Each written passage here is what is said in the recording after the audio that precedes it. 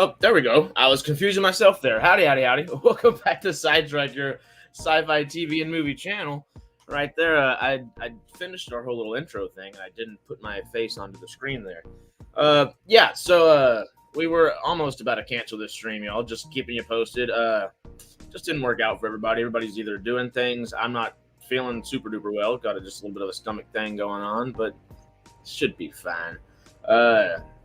Chaz is up in the New England area for a wedding this weekend. The Manchester game's going on, so y'all busy over in the Eastern hemisphere over there. So there's just a busy day. But I thought, hell, if we're here, we might as well hang out for a minute or two. Just talk about what's been going on for the week. If I would have given you an hour notice, I might not be here. But you know what? We're here. We're here. So let's talk about stuff. What are y'all thinking? There's been a few things this week. I haven't been able to go to the movies like I really want to because there's probably about 8 or 9 movies I would like to go see. I did go see Blink twice last night, and that was pretty damn good. Third act, maybe there are like 2 or 3 instances where it doesn't necessarily fall apart, but the plot kind of introduces holes per se. But besides that, watch those 3 Rings of Power episodes this week, and I really want to watch Terminator Zero. And I know where is he? Quest up in here, Mr. Melvin himself did a little review on that, so go check out that if you haven't. But yeah, what's no Stargate news? The thumbnail there's nothing about Stargate news in that thumbnail, Mark. It's just a funny little thing that David gave us about just Stargate or a Stargate in a Manchester United kind of setting for Jay. Jay is avoiding everyone yelling at him on the internet at the moment. No ordinary family. There's just no time. I wish I had time for that right now. I really do. I just don't. I don't. Too much going on. But good things. All good things going on. We're planning out a bunch of sketches and stuff. Calico. My cat is hollering back there. She's in heat. But I can't let her outside because then she's going to get pregnant. So there's that dichotomy of, don't let the cat yell and let her go outside and have a good time. And also, don't drill a hole in my brain with the extra meows, please. But yeah, are you watching Jay? No. Hey, yo. Howdy, Judicon. Howdy, everybody, by the way. I know I just kind of jumped in here and started talking. But howdy. I hope everyone's doing well. I hope it was a good week. What were y'all doing up this week? I know I just talked to you briefly about what I saw with, Peter. Dude. I still didn't watch the 3rd episode. The first 2, though. It's anime, and I wasn't the biggest anime fan a couple years ago, and I've kind of slowly become one. I don't like long-form anime per se. I think it does kind of lose some of its true intent for artfulness. And hey, I'm a capitalist. The cows come home. I'll say a million times, I'm from where oil got big. So hell, I'm a capitalist. The cows come home. But if you're gonna put something artistic to a screen or a piece of paper, it needs to have some heart and soul to it, just to make that thing worth capitalizing on. So on and so forth. But yeah, that Rick and Morty anime. Those first 2 episodes, I'm like, it's got the right characters, but I don't know if the people that watch that show, even in a dub, translated into Japanese, I don't know if they actually watched Rick and Morty, the actual show, because it doesn't come across like that. It seems like lifeless caricatures of it, essentially, and it's if we're watching Rick and Morty, we want something actually fun and entertaining, but still deep in its own weird way. I don't necessarily love saying that about Rick and Morty, but hell, it's Rick and Morty, and it does accomplish that in many degrees. So come on, anime, come on. But yeah, this week, Rings of Power, of course. We're also in season 5 on our Dexter rewatch. Mark, that is hilarious because my buddy that's staying with me for the week, I got 2 buddies with me for the week, and one of them was here as I was watching the Rings of Power episodes, and I was just kind of sluggishly because the dude was in there and he said, "This feels like a bunch of cutscenes from video games," and as he said that, I just was like, "Oh, that is precisely what we're watching with Rings of Power," and that's really what it feels like at the end of the day. But the funny thing is, after he said that, the dude walked off and started watching Dexter in my guest room. So there's Dexter and Rings of Power. Dexter seems to be a good little break from Rings of Power. It's quality into something that seems like it is made with quality, but not with the intent of quality. But also that could be new Dexter too. I still haven't seen all that new Dexter stuff, but old Dexter all day, baby. Just watching B movies I had missed, for example, Supernova 2000, which is James Spader and Lou Diamond Phillips. Love me I can't speak. Love me some James Spader, but LDP is the freaking man. I love LDP. Lou Diamond Phillips is amazing. Only watched one of them. Yeah. Stuck in the Star Show, Da Vinci's Demons. It's historical nonsense, but it's entertaining in a Da Vinci Code sort of way. I love that kind of stuff. That actually sounds really cool. Da Vinci's Demons. Let me Google it real quick. Oh, if it looks good, I might have to write it down to check out. But I have to watch it after No Ordinary Family or Melvin Will Kill Me. So Da Vinci, not Da Vinci Code. I already forgot. Da Vinci's Demons. There we are. Okay, Da Vinci's Demons. Oh, it's got, what's his name? Martell from Game of Thrones, the actor. Bear McCreary is the composer, and it's David S. Goyer novel. I can't speak this one at all. I like Da Vinci's Demons. Cool. Joyless Cash Grab. Is that what you're talking about? Rings of Power? Because if so, yeah.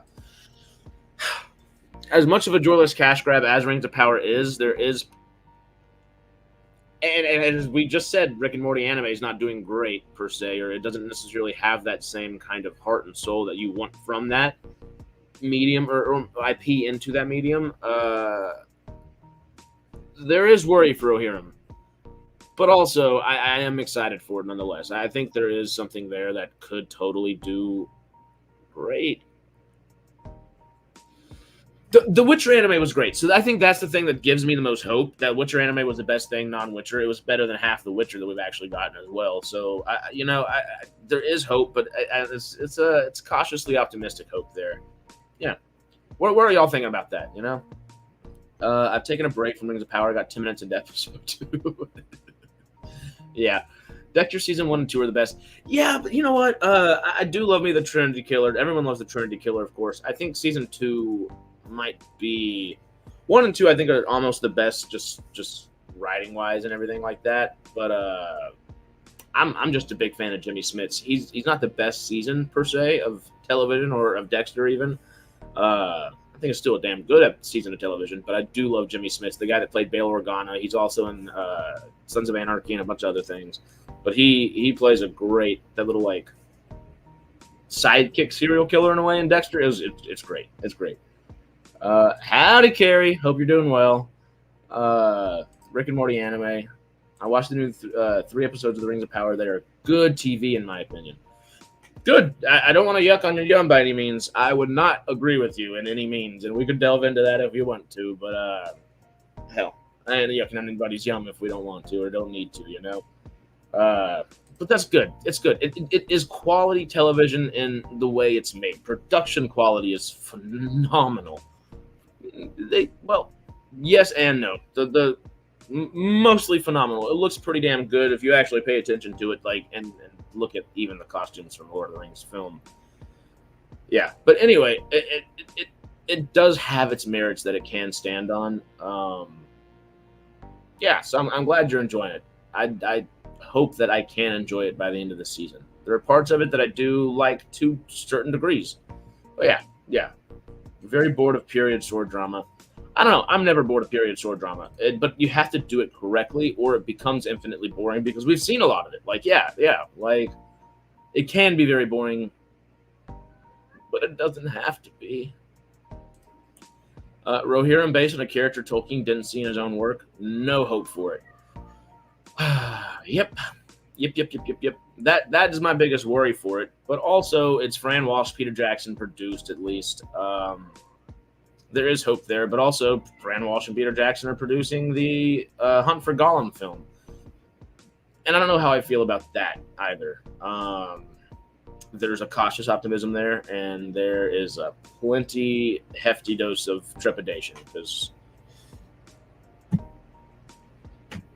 I don't know why we have to do it for every IP. This is such a sacred freaking franchise and IP. Tolkien's work is literally, it's inspired so much it's not even freaking funny. Within a just modern sense of everything, Tolkien's inspired probably 80 to 90% of what's come since then. Maybe not if directly, at least indirectly. So we're going to do this to that guy's work. It just doesn't sit well sometimes. Anyway, Anyway, there are merits to the show. There are merits to the show for that, but it is frustrating. It is very frustrating. Only watched the first episode of Rings of Power. I thought it was predictable, but okay. That really my biggest thing is the writing is lazy in a predictable sense. It's not even lazy in like in a bad writing sense. It's just like you're choosing to do tropes that we can figure out before they happen instead of actually taking the time to figure out the story you actually want to tell and the correct way to do so. Yeah. So yeah, there we go. But yeah, I'm bored of bad period sword dramas. That's the big thing. The laser pew pew pew pew pew, pew which I did tweet about this morning when I woke up a minute ago, or a few minutes ago, of course, by now. Slingshot, the Lawrence Fishburne and Casey Affleck sci-fi movie that is out in theaters that came out this past Thursday, is not making any money. So hell, hey, if you have the opportunity to go to a movie theater sometime this week, Monday would be great just to give it that little extra box office opening and Labor Day 4-day weekend. Go check it out. We got to support movie theaters. There's always a way to go see movies cheaper, and there are better like apps, I guess, for the movie theater chains that kind of help you do that. That might be the best way to do it because it's always good to save $1 where you can. Go see movies, y'all. That's what we like talking about. Let's go support the industry. And the best way to save our pockets. That's my caveat there is we got to save our own pocketbooks because, damn, those ticket prices get expensive quick. I'm excited to see the new Rise of Rohirrim. I am as well. There's that cautious optimism and there's the hefty dose of trepidation that all kind of coincide together somewhere. But yeah, I'm generally excited for it. Or at least excited to see what it will end up being. That's what I like to say. Because, just coming from where we're on YouTube having to talk about it all the time, it's good to just be up to date with stuff. So even if you're not like 1,000% ecstatic about it, Acolyte, what was that? Sometimes it is best to, and if you're really abhorring a show, cancel it. Or don't cancel it, but just to cancel your own viewing parties or viewing time of it and don't watch it if it's really going to kill you or hurt you that bad. Acolyte, there's merit to it. There was inklings of good that was enough to continue to watch. Rings of Power is kind of in that same boat for me. I'd probably honestly watch Acolyte over Rings of Power someday. I don't know. I don't know. I think I'd probably rather watch Rings of Power over the Acolyte. But they're in the same category of television where the people making that project don't truly. It's not fair to say they don't truly care about the IP that they've jumped into, but also, if you're just an average Joe audience member, it doesn't seem like they do. Anyway, off that little soapbox, let's get back to these comments real quick. Am I the only one who got lost vibes from the end and of the opening segment of Rings of Power Season 2, Episode 1? Like, I was half expecting the Lost logo and sound to float through the screen at that point. Yeah, no, there was a few little funky things. Oh, let me clear my throat. One second. Just don't like making all those nasty sounds on camera if we don't have to, Transformer 1 looks fun. I hope the trailers haven't spoiled all the good bits. Yeah, I haven't watched a whole bunch of it. Transformers 1 has been getting some good reviews, though. Not as good as Terminator Zero, which I saw Sci-Fi Mr. Melvin Quest. Sci-Fi Quest, Mr. Melvin, I can't speak sometimes. He just did a review, and I like I said a minute ago, check it out. I'm pumped to watch the review and the actual things. Melvin, is it a spoiler review or spoiler-free review? Because I might watch it before I watch it if it's a spoiler-free. If it's not, I'll watch the movie and then watch that, of course. But yeah, no, Transformer 1 looks sick, and we went to the movie theater last night for Blink Twice, like I said at the beginning of the stream, and they had a couple little, like, Batman buckets, not like the cool AMC buckets. We went to a Cinemark. But they had a couple really cool Transformer 1 buckets. They had an Optimus Prime head and a Bumblebee head that you can put popcorn in, of course. And I'm thinking that the Dune bucket and the Top Gun bucket right here might need a little extra help. They might need some friends back there. Honestly, this is kind of decent lighting. And usually I struggle with that in the morning. I just kind of was like, I got to hop on for y'all real quick. This is decent lighting, honestly. Yeah, okay. Back to this. The fact that Peter Jackson's not involved in the Rings of Power is all I need to know. Well, that's an iffy thing. Yes, I get what you're saying, and I do agree. The intricate kind of like, that couldn't really happen, though, is because he is, I guess, technically, succinctly involved. You know, a good person to almost kind of like correlate it with is Roland Emmerich with Stargate stuff is like Peter Jackson and Fran Walsh are tied, I think, inherently to the film adaptations. And I could be a little wrong, but this is what I get from it in the gist that I can give you at the moment. So don't 1,000% quote me, but I'm pretty sure it's positive. I'm pretty sure it's right. Not 100% positive. God, let me take a sip of water. My brain is not caught up with itself today. I've just been running and getting on here. But yeah, anyway, it's a weird little thing where they can't do anything without, I guess, the approval of him in a film, and they don't necessarily. And I guess it would be very expensive and very convoluted to try to get him into the television side of things, and contractually, it would just cause a couple headaches. So therefore, we don't have it. But like we've talked about, the Stargate thing was like he almost feels more like, instead of Brad Wright, he almost is coming at it from more of that Roland Emmerich thing. But they're treating him like, and it's Amazon, I guess. They treated him like they treated Brad Wright with the new Stargate stuff, where, hey, yeah, we want to do some stuff, and then they just kind of ghost you. And because what was Peter Jackson saying was, yeah, they contacted me for a little bit, and I guess they realized they couldn't do anything, and they literally just never contacted me again. And that sucks, you know, especially with a studio that is Amazon type of size, that is coming up and doing as many new films and TV projects that they are, just as much, if not next door to as many as all these other big legacy studios. So, you know, they're not the people that you want to have ghost you. And Peter Jackson is too much of an industry mogul to ghost like that and not piss somebody off, you know? So there's that, I think, has always sat bad with people and hasn't helped the Rings of Power in a much, you know? Quest, did you watch Romulus yet? I'm pretty sure he has. No. Oh, still sick as a dog. Damn. Everyone's sick. Everyone feel better. my stomach included, please. Hey, at least we know there really was a Black Samurai in feudal Japan. That's good. Well, yeah. I don't know where that came from, but yeah. He's it starts with a Y. What's the guy's name? Cool freaking piece of history. And there's that anime about him as well. I think there's like a video game. There's a bunch of cool stuff. Cool freaking dude in history. Might as well make a bunch of cool stuff about him. Yeah. Borderlands already on VOD, and so is M. Night Shyamalan's Trap. Trap lasted about a month and a half, maybe a little closer to 2. Borderlands didn't make it 30 days. That's depressing. That is not what you want from your work. But also, if your work ends up being Borderlands, I would take my name off it. I know Eli Roth. I feel like if I were Eli Roth, I would have taken my name off this movie. I actually think I would have. Coming from just a director's point of view, and I ain't no fancy director by any means, but just coming from a director's point of view, I don't think that's something I'd want on my resume. You know, that's like, sure, if you're gonna make a funny little video or something, that's one thing, but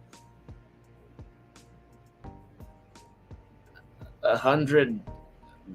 How expensive? It wasn't like $165 million budget for that. And hey, you know what? It's slop. I don't know a better way to call it. That movie is slop. And Borderlands. If I were the director, I would have said, okay, take my name off of it. What's the there's the little pseudonym that people say and use whenever they want to take themselves out of a project. Let me Google it real quick. Pseudonym. Oh, I spelled pseudonym right in the first try. Hell yeah. Pseudonym for directors who... Pseudonym director, bad film. Hey, Alan Smithy. That's right. I didn't even need good grammar for Google. Hell yeah. Thank you. But Alan Smithy. I'd pull a... Hey, directed by Alan Smithy right here in a big way. You know? Hey, well, I'm glad everybody's hanging and having a good time. I probably won't be around for too much longer, honestly. I'm just here to shoot the shit and hang out, obviously, if y'all haven't been able to tell. It's just me, so, you know. Here we go. Something about Slingshot. Tony saying, isn't Slingshot, much like Solaris, a very slow sci-fi movie and somewhat cerebral? Yes. You see Casey Affleck, don't expect action. Which I guess he could do action, but he's such a phenomenal, just dramatic actor. and we'll definitely get that into Slingshot. So I'm excited for it, but very much prepare yourself that it is in that Solaris kind of, probably like 2001 to a degree. I don't know if that's the correct thing to compare it to, but I feel like tonally that's more akin to what it will be. So it's just to have that in mind if you're gonna go check that out, which hopefully we all go check out soon, and we can kind of come back and talk about it next Sunday, which would be cool. Go watch movies, but are they really movies anymore? Industry-induced diversity hires in front of a camera these days. Some are, some aren't. You know, it's like, hell, you have a McDonald's and then you have your local burger joint. You know, you can go support McDonald's over and over and over and over again and complain about the state of burgers, or you can go to the local joint. I'm choosing to go to the local joint and not complain about the burgers and go find the place that actually sells the good ones. That's more what I'm saying is go watch movies and go support the ones that deserve to be supported. If you want a slot blockbuster, go watch Madam Web. But obviously that's not what's making money anymore, and hopefully those studios are gonna see that and they stop giving us that slop. Hopefully they give us things like Slingshot and give us it might not make the most money in the world. It might not be that blockbuster that $800 million worth of human beings on this planet are gonna go see, but if we can support it into making 70, 80 million that it might not have, and obviously our little 32,000 subscriber little place over here, we're a great community and a decent little sized one, but we're not gonna bring all that in there. But we can support Slingshot where we can. Uh oh. Here we are. Hello. My question is, what's the score? Yeah, we lost. We're losing 3-0. Oh. I gave up. I had to come away. Oof. It's not the 7-0 or the 5-0 or the thing, but yeah. No, the chat started like the very first thing in the chat was, "Oh, 2-0. Jay's gonna have a good day," and then right after that, I see David say, "Well, now it's 3-0." I'm like, "Oh, great." Yeah, I feel sad, so I thought I'd come and say hello to you people. I said, please turn that music off. God, it's awful. Oh yeah, I don't even notice it. I just kind of blind to it now. Deaf to it now. What were you talking about? Was it Lord of the Rings?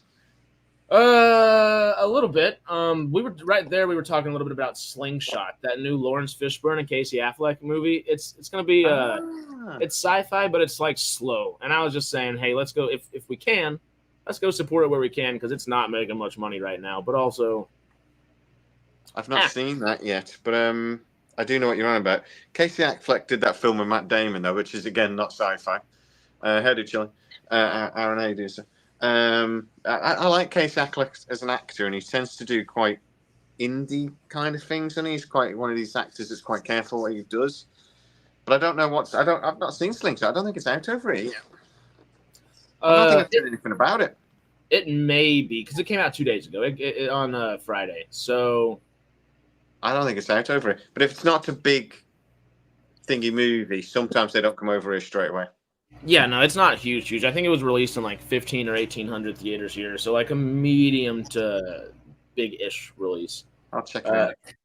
The pants are staying off always, I guess it's General Landry. I don't know who, but I like it.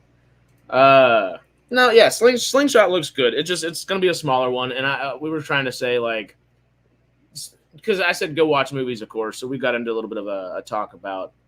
Go watch movies, or is it a bunch of like corporate slop? And it's like, and I try to compare it to McDonald's versus like your local burger joint, where you can complain about the state of hamburgers and continue to go to McDonald's, or you can go to your local hamburger joint and support the people making the good stuff instead. And it's like, hey, just go to the movies that actually seem worth it. If you don't want to support corporate slop, don't. And seemingly we're getting better about that. Madam Web didn't make any money. All these kind of like Transformers last year, which was kind of. It's not slop per se, but it would be more in that mid kind of category where like. Yeah, it's a popcorn movie, but it wasn't a bad one, was it? The last Transformers movie. No. But I would say like the Apes, Kingdom of the Apes, and things like that. I would put in a similar sort of category that they're popcorn movies and they're action movies, but there's a bit more to them. So I think that's what attracts. There's got to be. I was listening to Quentin Tarantino talk about The Matrix when the first Matrix came out. And he was saying about when he went, and it's still one of his top movies ever. He said it's like he did his top 20 movies in the last 18 years since he started directing, basically. And The Matrix comes in at number 2. He's obviously got a bunch of like Japanese movies that, like, because obviously Quentin Tarantino saw. But he's got a couple of Jackie Chan films in there and stuff like this.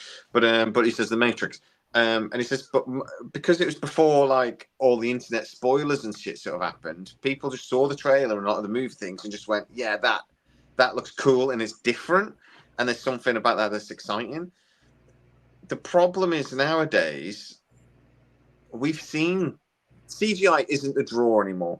Right? The Matrix had a brilliant story, but it also had that very cool special effects. We've seen it all now. How do you entice people to watch movies now when either you got to have an actor they like, or you've got to be lucky with the trailer or get some sort of controversy or something like that? How do you excite people to get into the cinema now? I think it's hard. Yeah, I mean, you just made me think about like spectacle filmmaking, and the only ways, the only, I guess, because usually it used to be like this really cool CGI. If you want to talk about that, Kingdom of the Planet of the Apes would have been perfect. That has some of the best CGI we've ever gotten. Like the water sequences on that ape, Raka, I think is the name of the big orangutan in the newest one. There's a sequence of him kind of getting some water flown over his head. And an orangutan actually having like pure like hair follicles getting shone back with rushing, gushing water was phenomenal. But that's not like a big enough draw to get someone there. You're not going to get $100 million worth of human beings in a seat for saying we've got hair on a monkey looking really cool in some water. You're going to get them there with spectacle. The Sci-Fi Quest just said, here's one way of getting people bums in seats: write something original. It's not true though, is it? That's the problem. You can have the most original movie you've ever made, but unless you convince people to go and watch it, it will bomb. But then you might get cult status down the road. You might get, word of mouth and stuff, and it might become a hit eventually. Yeah. But it's bombed by then at the cinema. Nobody saw it at the cinema. This is when films sometimes they do badly at the cinema, but then do really well on streaming. Become a cult classic. And they become those classics. I tell you what, there's a good example of that from a cinema show. It was The Three Amigos, right? And this is a bit random, but that bombed at the cinema. It did really, really badly. But everybody knows The Three Amigos because it was a good film, and by word of mouth, it spread. But actually, at the time, nobody knew who Martin Short was. He was a complete unknown. Stephen Martin's sort of star was on the wane, and Chevy Chase's was sort of like seen as a bit like Chevy Chase. So that guy that was on comedy, Saturday Night Live, that caused a bit of controversy. So it bombed at the cinema. It killed. I can't remember what it was up against. That it was released against something like The Godfather or something ridiculous as well. It was released against something just like ridiculous. Donnie Darko and stuff like that. Dark City. Great example. But to do well at the cinema, you've got to excite people. The Matrix did really well mainly because it had those effects like bullet time and stuff like that, and they just looked really cool. And people went, "Yeah, this looks exciting." Blade Runner bombed at the cinema. Yeah, you're right. Secular Monk. Both of them. Yeah, but the second one probably rightfully. So that's the problem. You can do a great movie, but it doesn't guarantee success because. And how many times have we had terrible movies, but there's been loads of fucking hype, make loads of money at the cinema, and then you never see that film again? Yeah. Because it's not a very good film, but they got the hype going. Yeah. So trailers are important. Or not fantastic. Every Fast and Furious ever, like. They know how to advertise a movie, don't they? They know how to. The sex sells. Oh, in a big way. When it gets home, you have 40 options for that, so you don't really care about it. But whenever you're going to the movie theater, damn right, I'm gonna consider a ticket. And Secular Monk just said, like, he doesn't care. Dude, this is opinion. Right? 2049, in my opinion, is boring. I really struggled with it. I think it's too slow. And there's nothing in there that quite got my go. But to be honest, I'm not a massive fan of Blade Runner either. I find that it's too slow. You know, the tone is just a little bit. The tone's just a little bit slow for me. Which kind of like we were saying earlier about Slingshot. Slingshot will probably be in a similar vein. Just if y'all do try to see it throughout the week, probably in that same kind of vein. Yeah, see, that's not the sort of film I enjoy particularly watching at the cinema. I prefer something with a bit more, a bit more momentum to it, sort of thing. I don't like. I know you love it as like a TV series, it's a slow burn, and for me that's just like, oh man, it better get good pretty quick. I nearly stopped watching The Mandalorian first season. Thought it was boring. I really first season. I really struggled with it. Well, I like a slow burn movie too. You can give me 2 hours of just like kind of like, all right, let me piece some stuff together. And if that lasts 30 minutes to an hour, is just solid greatness. Call me happy. Citizen Kane, that's a good one. But just while we're talking about that, the creator, I feel like, is something that is sci-fi centric, that is super like familiar in recent memory. That didn't make it was an $80 million budget. We were all heralding it as this next huge thing, or an original script. And guess what? It's not. Yeah. It's not that write something original. That's not the issue. And it's not that then no one should make their own stuff, just reboots, continuations. That's not it. We actually have to go to the movie theaters and see these movies. Like, that's the thing. If we cannot continue to complain about things and then not do anything about it. And that's where, like, go to the movies to actually watch things. I can say it till the cows come home, y'all, but we got to do it. If we want to talk about it every week and we want it to actually, like, change, we have to. It's simple. No, I think The Creator is a very, very good example of that. That you've got a creative movie that's visually very interesting, storyline. I'm not sure there's anything massively original with the storyline, but it's a really emotive movie. And it was the sort of thing that it's like proper sci-fi. It's got loads of different layers to it. Makes you think about, it's not black hat and white hat, is it? I mean, it's not like good guy versus bad guy. There's nuance to that movie. Really makes you think. Nobody went to watch it.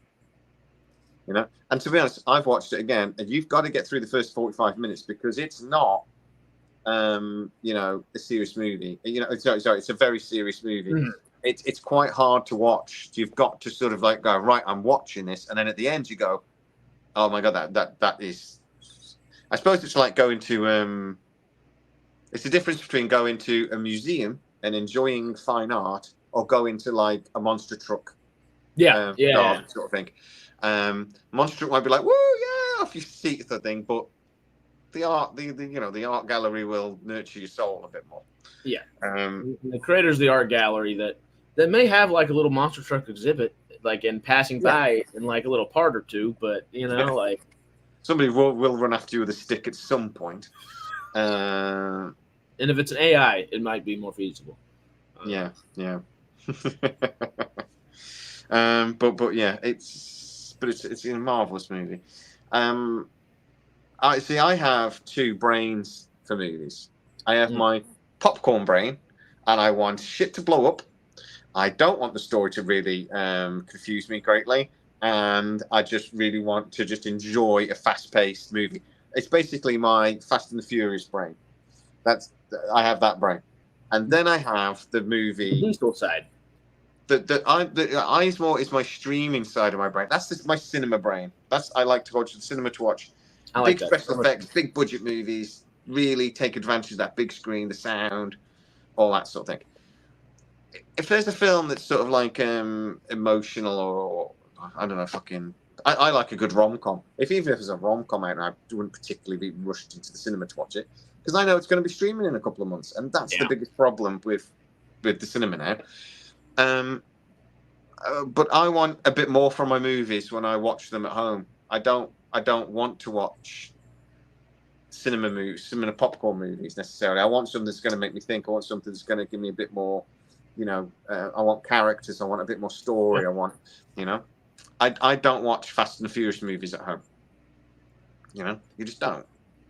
I watch, things that are a bit more cerebral. I mean, I think that was a good example earlier where you were saying like you have so many options when you get home, like sex sells, and you're gonna go buy that on the big screen. Like when you're at home, you got a Yeah. computer, you got a phone, you got a TV with 4,000 other options, and there's going to be plenty of cool cars and pretty women, so you can choose any of those. When you're in a movie theater and you have 7 or 8 options, cool cars and pretty women and big budget, high action, octane action, yeah, that sells. Stupid. But I tell you what, the special effects. You know when a movie's been made specifically for the cinema because the special effects look amazing in the cinema and they look shit at home on your TV and with HD. You know, not that the smaller screen, whatever. Michael Carey, you're missing out, mate. Watch them at the cinema. He doesn't want to watch Fast and Furious movies. And to be honest, and Chillin's got it right. Boobs. But it's all taste. But I, honestly, that is my turn-off brain movie film. Dune is a cerebral film. I had to watch that at the cinema because it's visually stunning. But it's a cerebral movie. You got to think about it. Eric Murphy has said that. Do you think cinema is dead? I think cinema's got to change. It's got the same problem it had in the early 80s with the rise of the video store. It's got the same problem with the rise of the streaming service, except and it was already struggling before COVID, but then COVID really kicked the shit out of it. It's got to change, and it was changing. And did you guys get a lot of the? Because we got Odeon Lux here, which is like luxury. So what they've done is Odeon. So it's the Odeon cinema chain. But what they've done is they've took the traditional sort of like cinema seats out. You know, as you sat and you have to keep your feet, you have to sit quite straight, and you've got no leg room and all that else. Yeah. And they've took them almost all out, particularly the cinema by me, and they've put in these massive recliner chairs instead. Okay. And each chair takes up like 3 rows. So instead of having like 200 people in there, you can get maybe 80 in.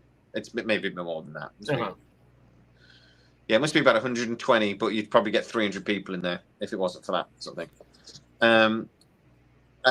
And that's the way. That's what people sort of want now if they go to the cinema. They want to be really comfortable. They want to. Nobody wants to sit at the front. Those reclining chairs help that front just a little bit, thankfully. Yeah. Did you know that we've posted a video this evening? While we're doing somebody else posts our videos for us. Yeah, the one video I did a couple of days ago, he's gone and posted it tonight. It's just gone off. Where is it? Which one? Oh, is it the Crow reboot? Yeah. It's just put it on. We don't have notice, but I didn't say anything. We need a thumbnail for that too. Chad is at a wedding. He's the what is he? He's not the what am I looking for? The not maid of honor. Best main man. Bachelor. Best man. Best man. The easiest thing to think of. That one. Duh. We can throw something on quickly, but we're trying to have a bit more of a team effort, aren't we? But we're having a few little errors along the way, but we'll figure it out. It takes a minute, y'all. yeah, we'll figure it out. Real quick, we got the name is so good, I just can't say it. It was. No, don't say that. No. Any Stargate news? Only what we said last week, really. All I'm hearing is at the moment is that Amazon. I think they're going to do the movie, but I don't think they know when. And that's the only thing. I think they are going to do a movie, but they're not going to announce until they know when they can do it. And I don't think they know.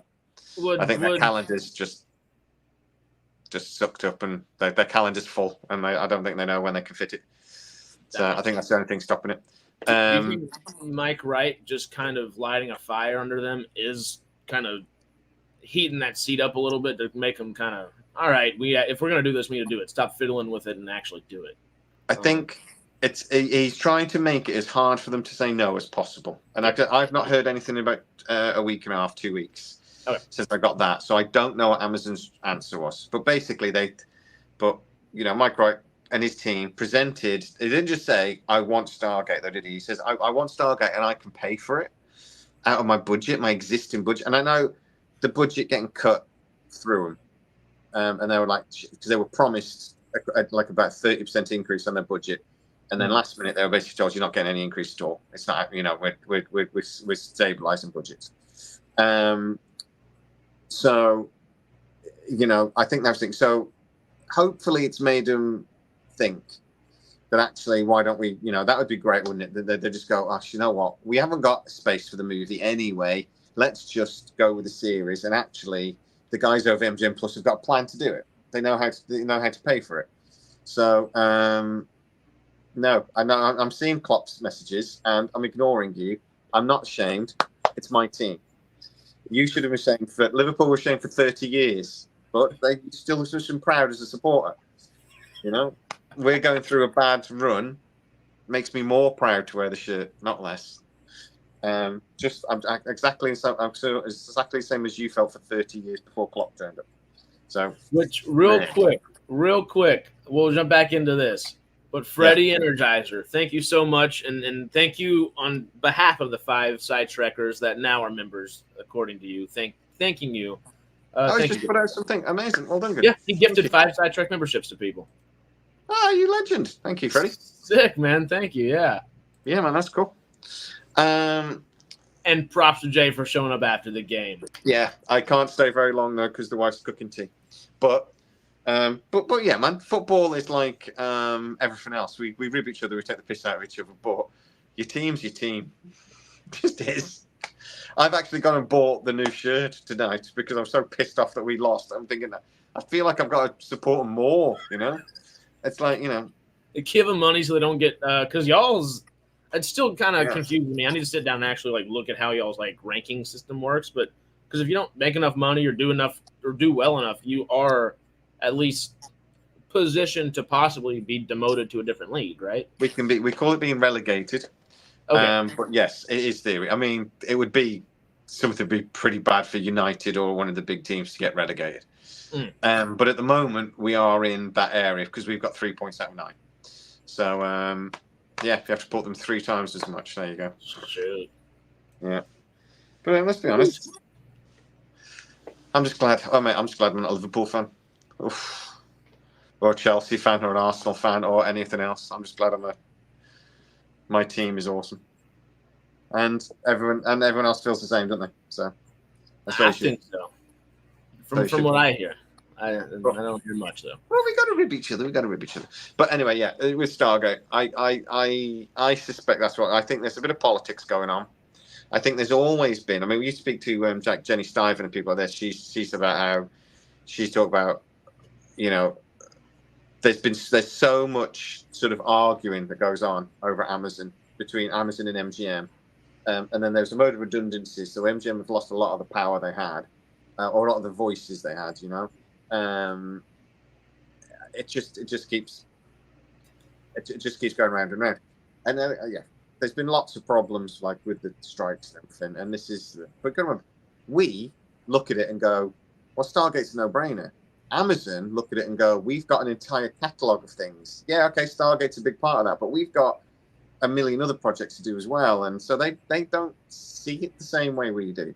Well, MGM Plus does. MGM Plus and Mike Wright are looking at it going, this is what can make us stand out. We can stand, this will make us stand out from the pack. But Amazon are just looking at it going, well, it's just another show, It's like,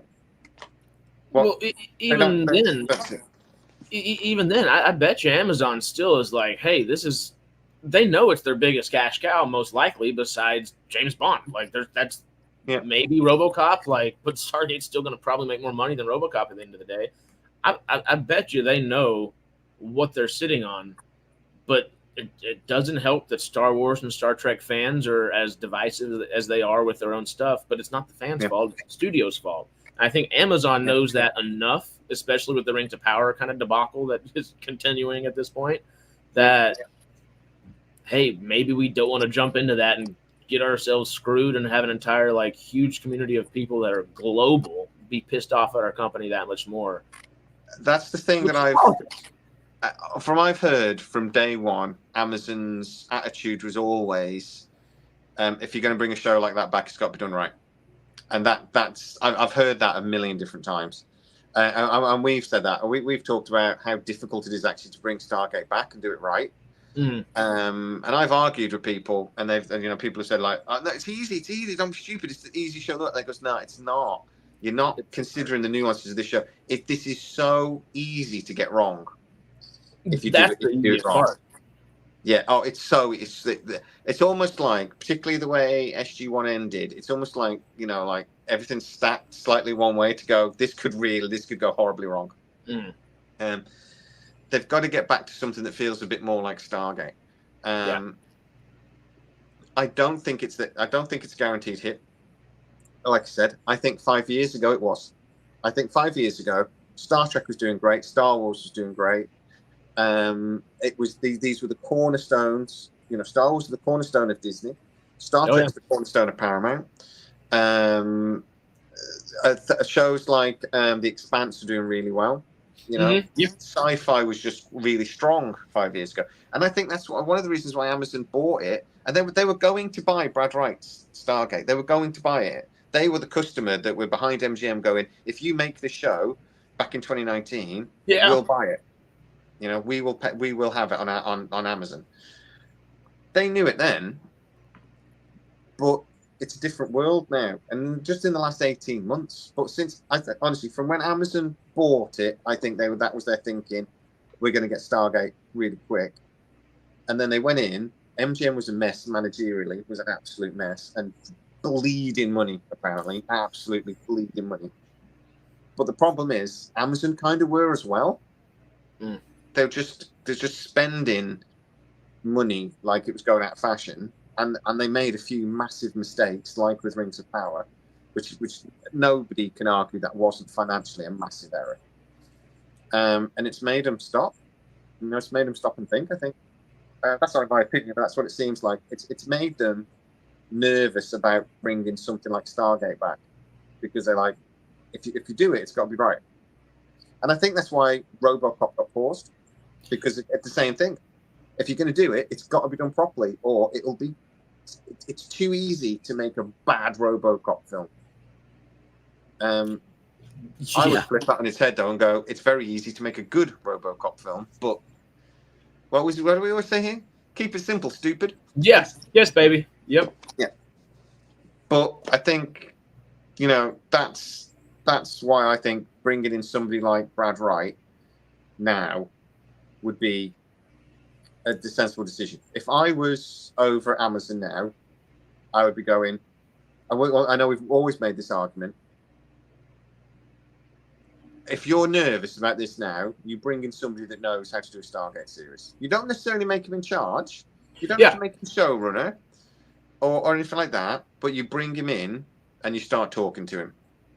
Not necessarily the Kevin Feige like we have kind of talked about before, but almost more like James Gunn and Peter Safran. Allow him to be that Peter Safran person. He might not be directing everything, but let him produce and fiddle with the Bible and make sure the canon actually fits and works. And exactly, the guy knows it better than anybody else, Yeah, and he had a plan for how to do it. So I'd be talking to him, going, okay, what was the plan? How do we do it? Right. These are the questions that we've got. How would you fix it? Because now, again, the guy I spoke to at MGM, he said, we've had 2 years of development work on and off of different projects. It's not development work, really. It's like it's pre-development work. It's like a show doesn't officially go into development until it goes to scripts, start doing happening. Yeah. That's development. This is, how do we get to that bit? If we're going to do a script, what do we want the story to be on? What's the universe like? What sort of budget do you want to spend? What is it? All that sort of stuff. Even though we think there is a script, I know there's at least one script for the movie. I know there is, because I've seen sort of snippets of it. So I know there's that. And I think they were going to. One plan at one stage was they were going to flip that into a double parter to start the series. They were going to rework it. But I know, because I've seen a summary of the original script movie. Okay. It went round the tracks when like when Deadline and that were talking about a movie in development. It went round then, and I got to see it. So I had a rough idea that's why I keep saying to you, it's going to be a standalone movie. It was going to be off-world. It was going to be it was basically like a disaster movie. That was basically the way it was sort of being plotted, sort of thing. It's very Roland Emmerich-y in a way. Well, I heard, but this came from Mark Fergus, and his team. But I heard Roland Emmerich sort of had some influence on it. But that was when Roland Emmerich was in the conversation about 18 months ago, and now he's it hasn't been for a long time. Mm-hmm. But it was going to be, it was sort of a disaster. But the thing about a disaster movie, all that really means is something bad happens, and then they're trying to survive whatever bad happens. A solid chunk of the SG-1 episodes are disaster movies, which is kind of fun. Sun explodes. I think if you think about the black hole episodes or the invasion, it's either got to be a war movie or a disaster movie or a comedy or a political intrigue. But I don't think they're going to go that route. Not in a movie. When the series kicks, maybe But so if that's the way they go, I love that idea, and that could be. I'd love that to be, because the movie has got to be an opening to whatever follows. It's got to be that thing that kicks off. It's got to be basically a 2-hour advert for then the series that follows. So it's got to have impact. And actually, I think a disaster movie, at very least, it has some impact.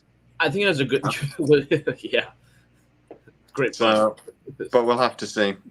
I just think at the moment, Amazon is still trying to recover from the strikes. They're still cancelling things. They are still picking things up, because somebody mentioned He-Man earlier. They did pick up He-Man, but that wasn't affected by the studio space, because that was already sort of planned. All they really did was pick up the bill. And even that was an easy one, because Netflix had already spent 30 million quid, and actually Amazon only actually paid Netflix 6 to take the project. So Netflix lost 24 million quid on that deal. And Amazon just picked it all up, and all the development work, all the casting, they've just done everything, all the studio space, a load of the pre-CGI was already done, and Amazon just picked it up for a quarter of cost and moved on, sort of thing. So that was a no-brainer for them, really. But they still haven't actually got. I know for a fact. Recently, I was told that, and they have got 2 new studios up and running in Canada that projects are going into now, and they're hoping to have another 3 by Christmas. That will be actually operational, working. So. I don't know if they're coming online maybe as quickly as they'd hoped either. But and you never do, but fingers crossed.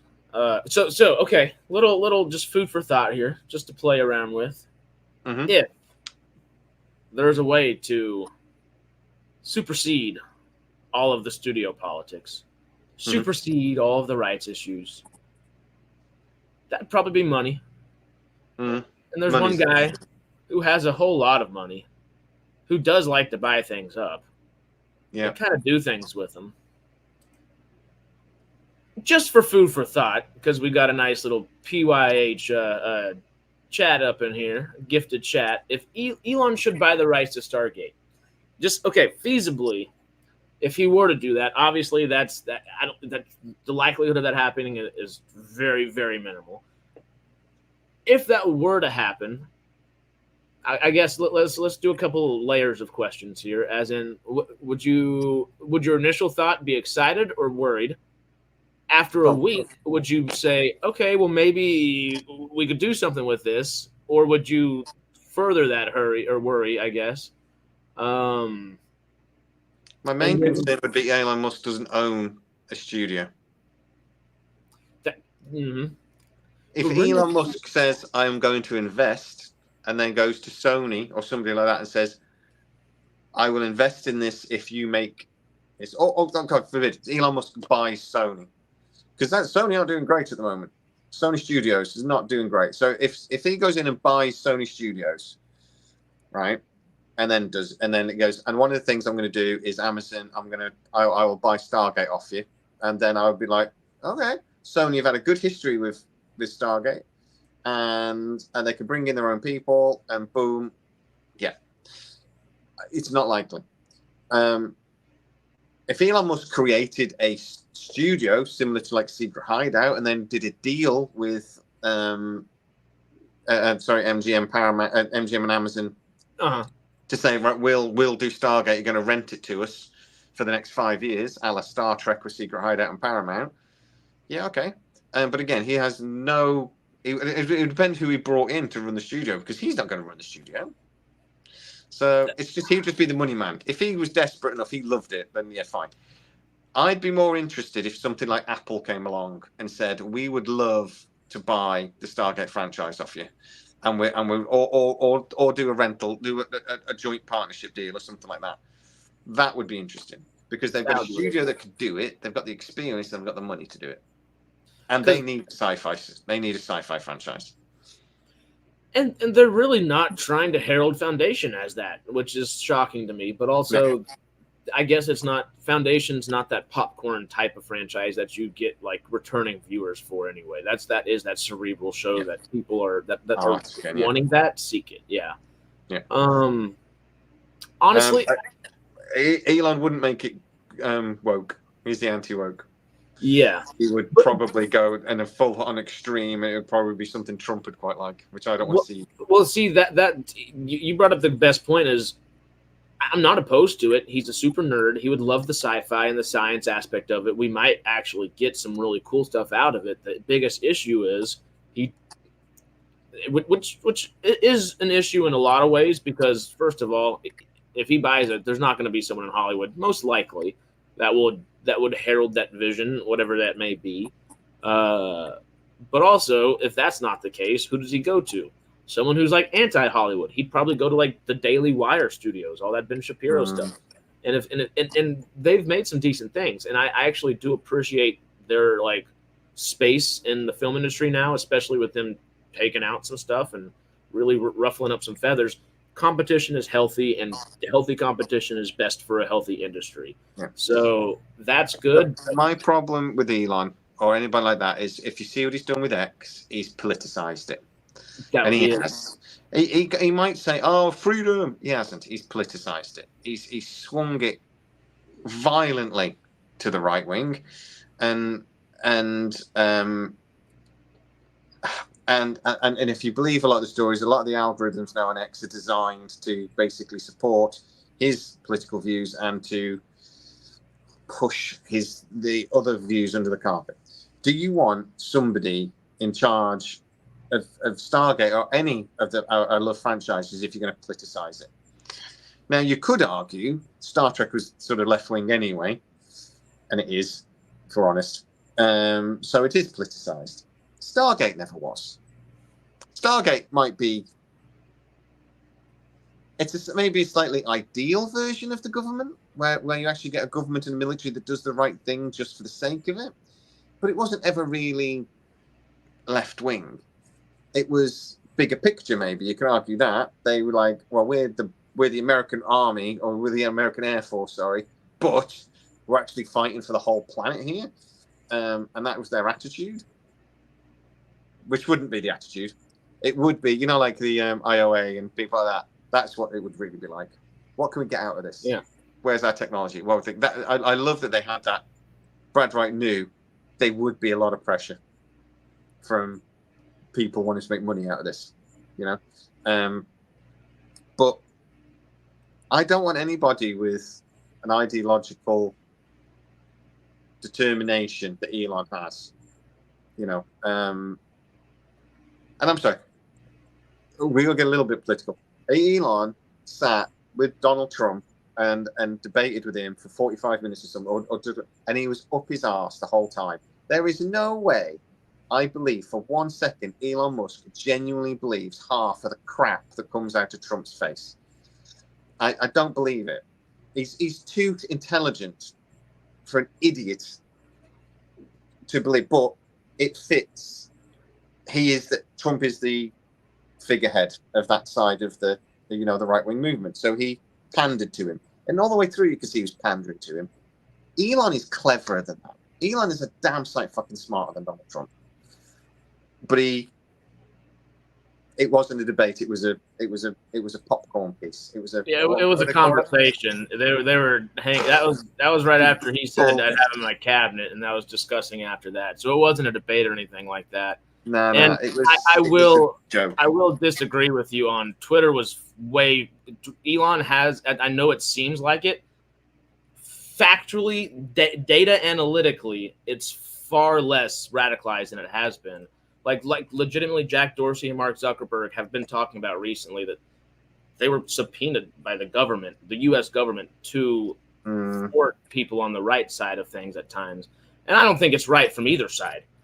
But it's also not right for us now to be like, Elon's the worst person ever, when like legitimately he's actually helped the issue on X.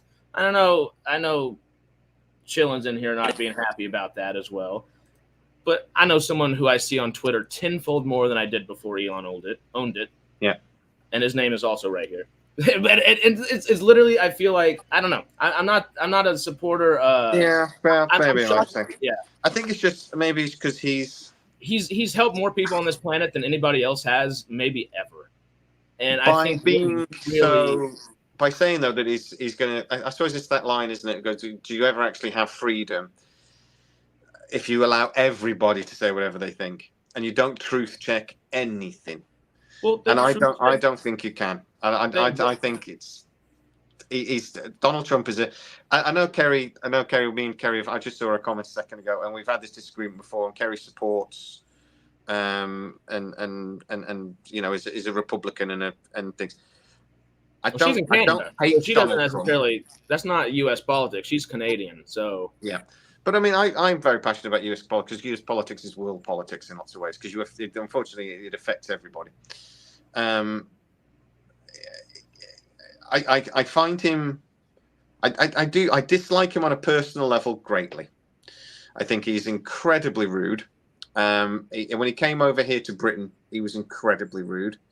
And, you know, there are. You could argue that it's only the Queen, but I actually respect the Queen for lots of different reasons. And there are rules when you meet the Queen, and he ignored them. I think he's an egomaniac. And I remember that time when he's one of the G7 conferences, and a couple of the other prime ministers and presidents and stuff got ahead of him. And you see him grabbing people and pull them out the way. And he runs to the front, and then he stuck his chin up like he does. He's like I'm at the front. I'm the fucking US president. And I'm like, no, fuck off, mate. Have some respect for other people. He's a liar. And I'm sorry, anybody who says to me he isn't, he's a liar. That man lies like it's water. He's full of shit.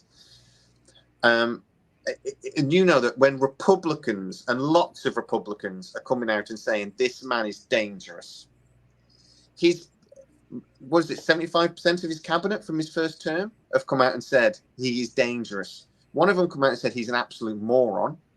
Are we not talking about Elon anymore? No, I'm talking about Trump. I don't hate Elon Musk at all.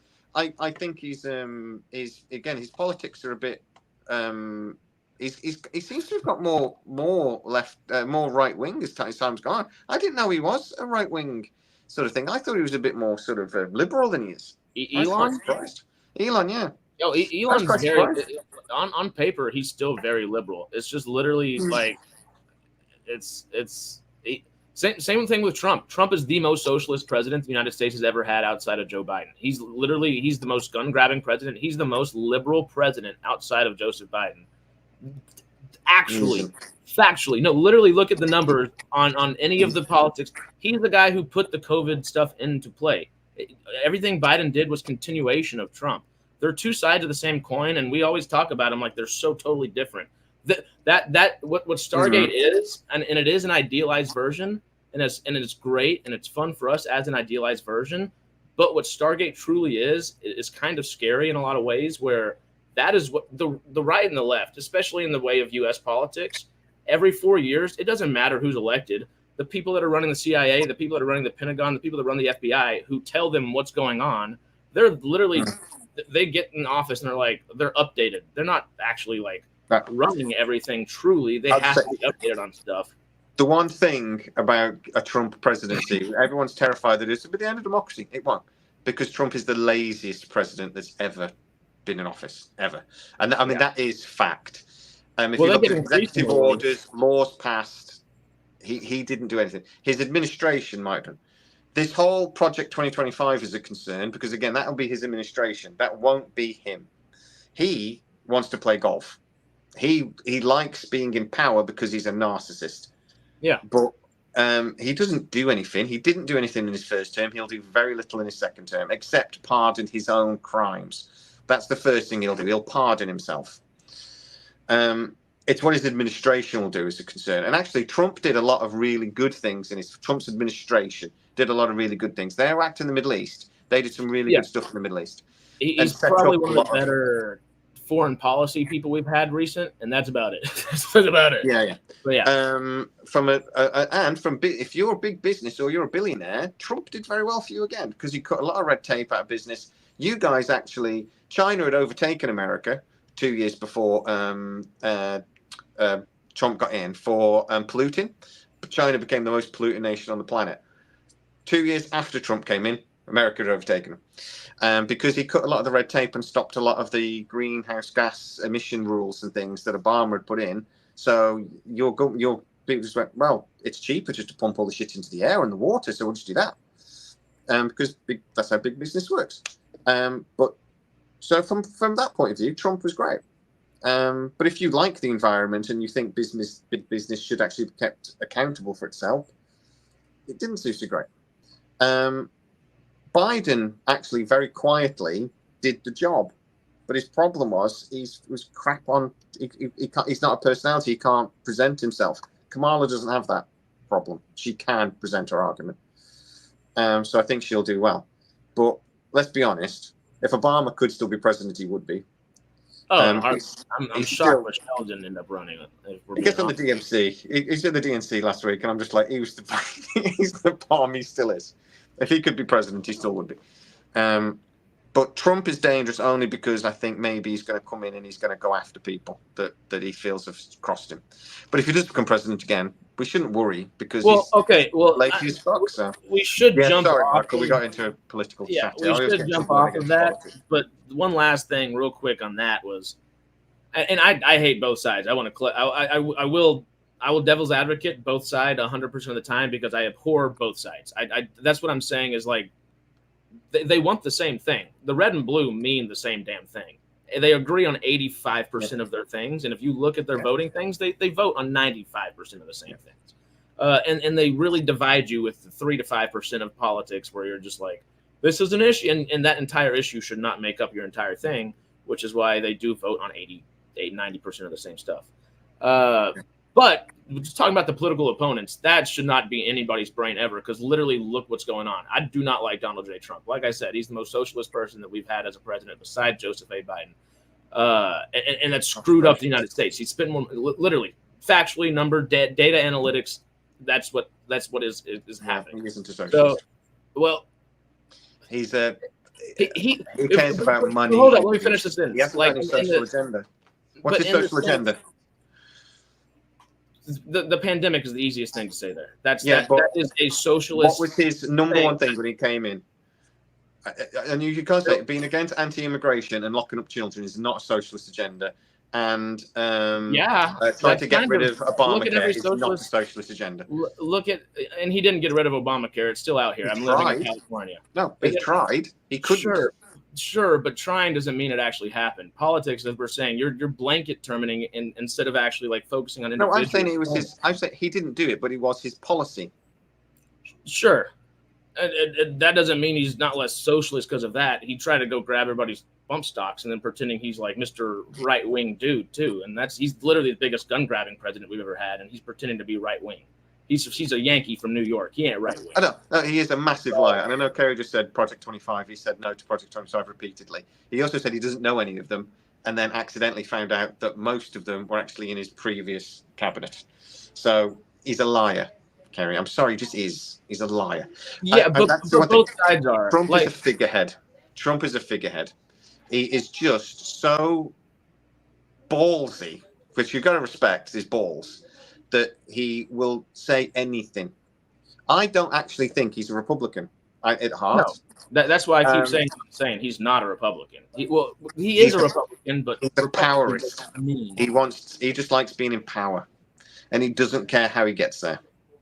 That is my personal opinion of him. I don't think he's a socialist. I don't think he's liberal. I don't think he's Republican, or I don't think he's anything really. I think he likes being in power. Sure, that's it. Same thing to the other side, though, and the way this part of the conversation started, before we do just jump back into the other stuff and we hop off and everything, it's not, and like I will preface it with, I do not like either side, and I will devil's advocate both sides all day long, and I do enjoy it. But it's not fair to say he will immediately get into office and he will lock up his opponents and he's going to leave every political opponent he's going to do bad things to. He didn't do that at all in his 4 years of presidency. And what has his opponents tried to do actively in the 4 years since have been lock him up. Both sides are evil. Both sides are very evil in their own ways.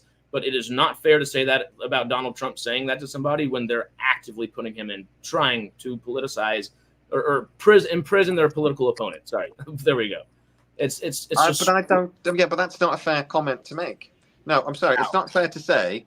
He stands up and says, "I will go after my political opponents." He has said that. He what was the one quote? There'll be a bloodbath. Yeah, and that was about Hillary Clinton. Yeah, but anything about he has committed crimes, and the DA, the New York DA, to be fair to him, that was stupid. He basically ran on the I'm going to get Donald Trump. So he did politicize it. I'll admit that. All of them. The crimes he committed were still committed. Which crimes? Can you name them? Fraud, which was he's done for how many cases of fraud has he done for? And he was that, and it was proven. He was downgraded. He said his buildings were smaller than they were when he was taking out insurance. But he said they were bigger than they were when he was taking out loans. That is fraud. It just is. Yeah. Well, and there's a reason he's not a good businessman either. And that's where I will say, I don't like the guy. He's not a good businessman. He lies about how big Trump Towers is. He says it's got more floors than it does. Well, and he's always heralding himself as this great businessman who's bankrupted his own company 11 times. 11 times. That's not once or twice, not 3 times. That's 11 times you have not been able. And how old are you? That's once a decade. You're at least bankrupting yourself. I don't know if that's a good track record. I don't think most of those the felony count convictions are BS. I don't think the felony ones. It's just so hyper politicized, and I haven't looked at every single one, so don't quote me on everything. Mm-hmm. But there's just it's far more nuanced than anybody wants to give it, and it's far more nuanced than anybody's willing to give it the time. I would argue that maybe because he was president, there's more attention on him, so he's not getting away. But I do not think for 1 second he didn't commit those crimes. He did. And crime should be committed, but maybe because he's been such a loudmouth about it, he's getting attention on him. But that's not politicizing it. He's still committed the crimes, and he says things like women are okay if I, because I'm famous, I can grab them by the lady part. That is sexual assault, and he is convicted on I know civil terms because it did pass the expiration date thing, but he is convicted of sexual assault, and there are more cases coming of sexual assault. Yeah. So, this man, he did promote, or he did, everything that happened on January 6th was at least partly his fault. He could have told them to go home, and he didn't. He did 2 hours after it was finished. Yeah, that's a big old nothing burger. That's people died, mate. No, it's not a nothing burger when 100 officers were injured and 2 died. That's not a nothing burger. And it's the only time in your history that's ever happened. He tried to force the political system to not ratify Biden's term, to not ratify that he'd won. He refused to admit he'd lost. That's never happened before either. The thing, he didn't tell anyone to do any of that. They did that on their own will. And yes, like no, he did. He did say in that rally 3 or they 4 went hours to before court it about this, that we and should fight. I'm not trying to defend the dude, and I don't want to, but he literally went to court about that, and that's not the case. But yes, No, let's that is talk not. about No, sorry, anything no, else. Harris. That is 100 the case, and he's still got to go to court over it. He's trying to get out of it at the moment, and the Supreme Court might have given him out by saying that actually a sitting president cannot be prosecuted for decisions, but they're still arguing that. He has not been found not guilty of those accusations. He is still being prosecuted for what happened on January 6th. That has not been resolved. And if you watch the thing, he did say at one point, fight, and that we should never give up and we should never surrender. And then he calls those people that stormed the Capitol patriots. He's told us that he's going to, all of them that are in prison, he's going to let go as soon as he gets into power. Which also suggests he thinks they did the right thing. That's looking at one side of a two-sided coin there. I'm sorry. How? I don't understand. People died. Yeah. He'd lost the election. He lost the election. He refused. And he didn't tell anyone to, like, literally, like, if it were a cut and case thing, like you're suggesting, it would have been, the court case would have been done a long time ago. They're actively, and I'm saying, I'm not trying to defend the guy. I don't like the dude at all. He's a Yankee dude that I'm a Texas boy. I don't like that dude. He screwed up more politics in the last 40 years than most of us because he was a lobbyist prior to actually running for politics. But like, are you saying then, sorry, he would only be guilty of it if he basically said on stage or something, right, everybody here, now go storm the Capitol, or if he was in the front of it? What you're saying is scaring me, especially with the UK laws that are happening right now with people getting in prison for just tweeting things. That's not the mindset I like to look at anything with, and it is absolutely terrifying. It also almost never happens. The problem is you get somebody will tweet something. In the UK we have hate crime, so we do have hate crimes in the UK, and if you were to tweet something, basically they say that, look, if you tweet something, that's the same as saying it to someone's face. That's how it's seen in this country. So if you tweet something that is vile or incites violence, the argument is that's the same as standing in front of somebody and saying it. So you can be done for it. And the idea being, say, don't say it if you don't mean it, sort of thing. But threatening somebody with violence, tweeting, I'm going to effing kill you, might not be, 9 times out of 100, it's an emotional thing and whatever. But the only one case I know of somebody being actually thrown in prison for tweets was actually because they'd actually been stalking the person as well. But it had been going on about 3 years of constant attacks and stalking and everything else. But they used the tweets to prosecute them because that was the one thing they could actually prove. Because it's written down. So that was the bit they could prove. That was the bit that was used in the court case. But it was actually lots of other stuff. It wasn't just that, I said I was going to fucking kill you in a tweet and I got thrown in prison. There was lots more to it. That's the problem, is when people read the first 3 or 4 lines of a story but don't read the rest. Always read the bottom half of a story. If you ever read a newspaper report, right, you'll have the big splashy headline and then you'll have the stuff that's very emotive, and then normally at the end they actually tell you the bit that actually is but this person was then done for blah blah blah, and that's with it. But most people don't read to the end. They don't read to the end. It's pretty evident. Yeah. But we don't. Everybody isn't being thrown in prison for saying stuff in tweets or YouTube, or I would have the police knocking on my door right now. Well, no, sure, but if it happens, that's besides the point. It's not everybody, but if you do it once, it opens up a very slippery slope. But if you tweet something once and you get the bloke that was he was planning to kidnap a celebrity over here. He was on morning television, and again he was actually being prosecuted the stuff he did online and he said online. And some people say, well, but he just said it. He didn't mean it. Yeah, but he also went and bought rope, was following her and find out her routine over 2 or 3 months, and had tried to kidnap somebody else a few months before. So again, the stuff he said on Twitter or on the internet is just the stuff they can prove.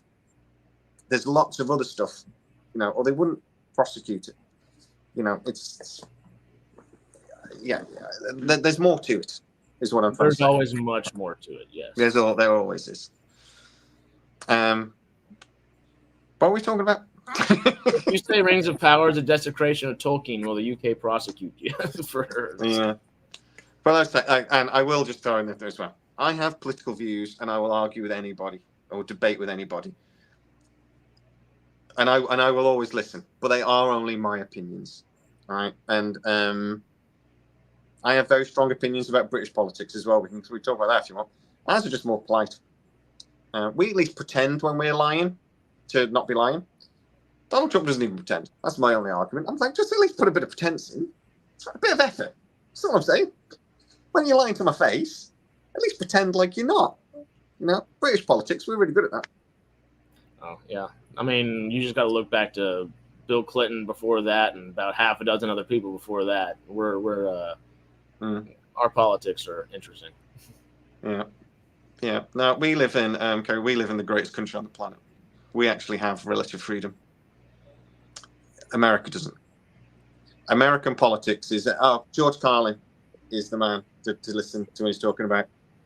And I agree with what you said. There's very little difference between the blue and the red side in politics. Very little. American politics is completely neutered. It can't get anything done because of big business and all that sort of thing.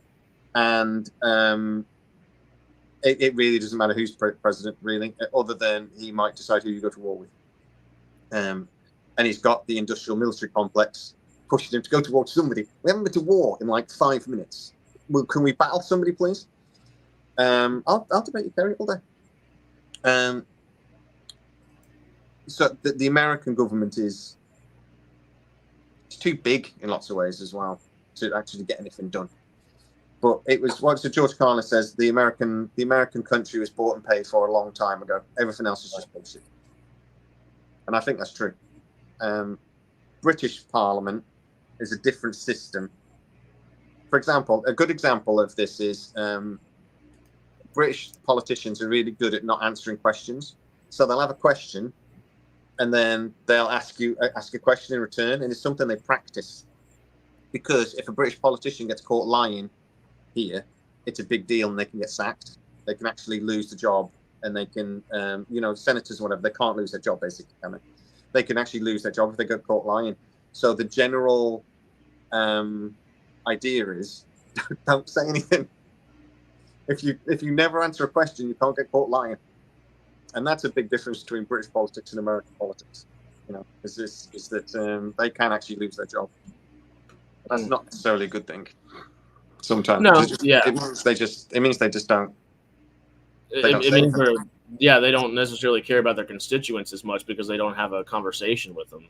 That's dicey in both ways. And like what we're who just said it? Nowhere's perfect.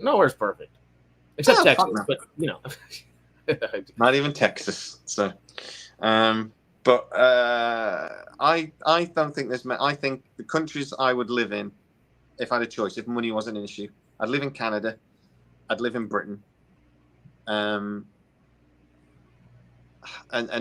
maybe like a handful like Scandinavian countries look pretty cool. I think they have quite good lives. They're happy. There are lots. There's places in America I'd live, but there isn't I wouldn't live in anywhere in America. not even Hawaii. I'd live in Hawaii. Actually, no. I was watching some. I'd live in Hawaii if I had enough money. I wouldn't want to be poor in Hawaii. Jesus. But it's like I say that though. There are places in Britain I wouldn't want to live. To be fair. But no, it's perfect. But just some places are more perfect than others, and that's Texas. It's not Great Luxembourg, is it? It's Great Britain. I'm saying that's all I'm saying. That's all I'm saying. Great Luxembourg. It's not Great Luxembourg. No.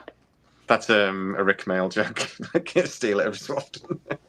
Buy an island, buy an island to live on my own.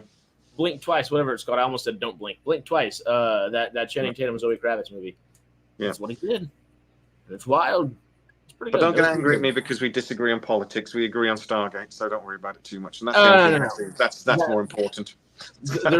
I come from the swamp and I live in Los Angeles. I get every variation of politics ever, and I'm glad I do because that means I actually have conversations about it instead of just bubbles, and that's the best way to actually figure out what you believe in things, which is why I've figured out I don't like either one of those sides, like screw them both because they're lying to you, like we've been saying, 85 to 90% of the time, and that 85-90% is what they agree on, That's one thing George Carlin actually said was that he doesn't vote.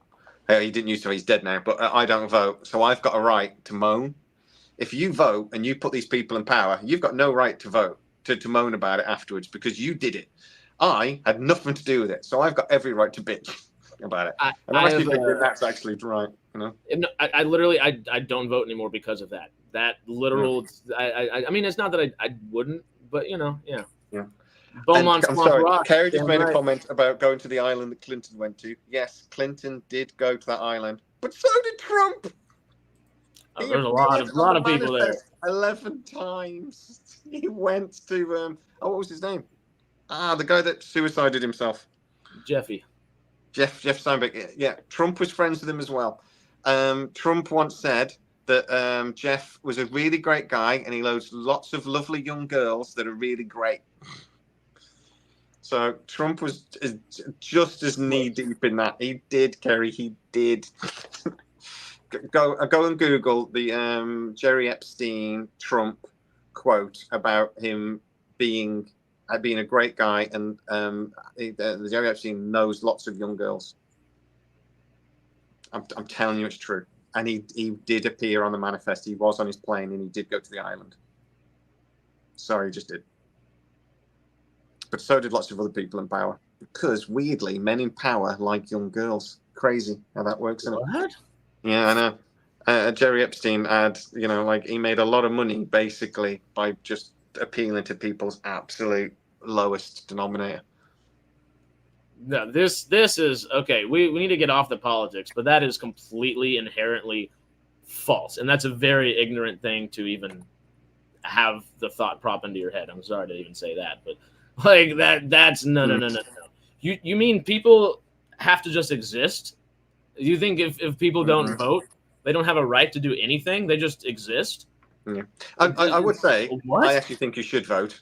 I don't actually agree with George Carlin on that, but I like his point of view. I can see his point of view. But I actually think you should vote. I think we live in a democracy and that is power. Your power of voting.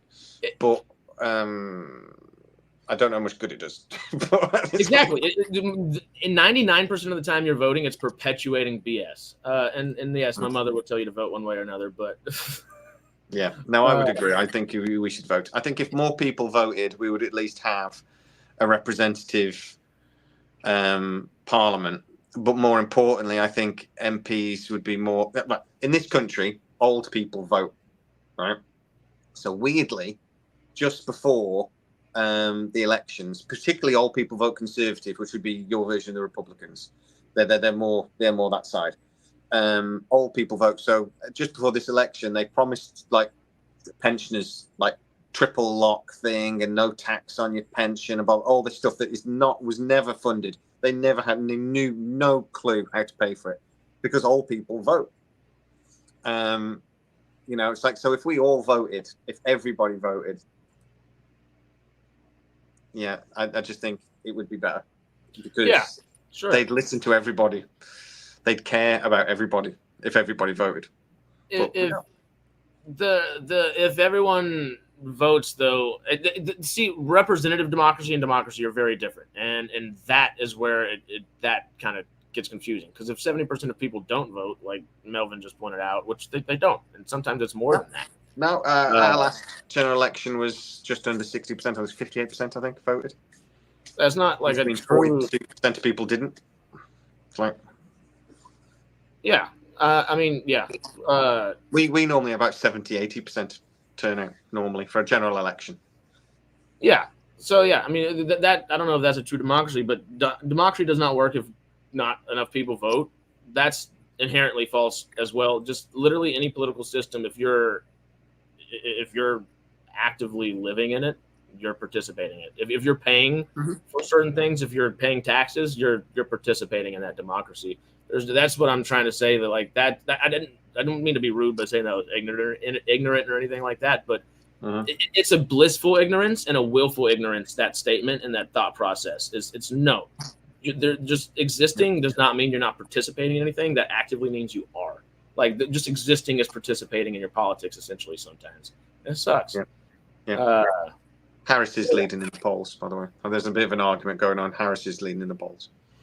It's within that era of thinking. So they basically think they can get it wrong up to about 8%, and she's like 8% ahead on almost across the board, particularly in the swing states, which is the only ones that really matter.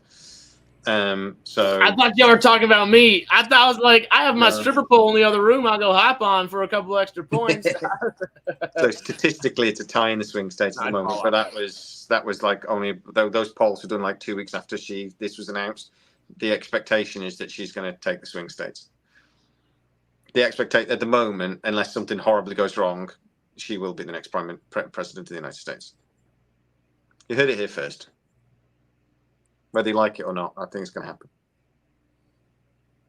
Yeah. And you know the main thing that I think, fuck Trump, and then I'm going after this. The main thing is that Vance guy.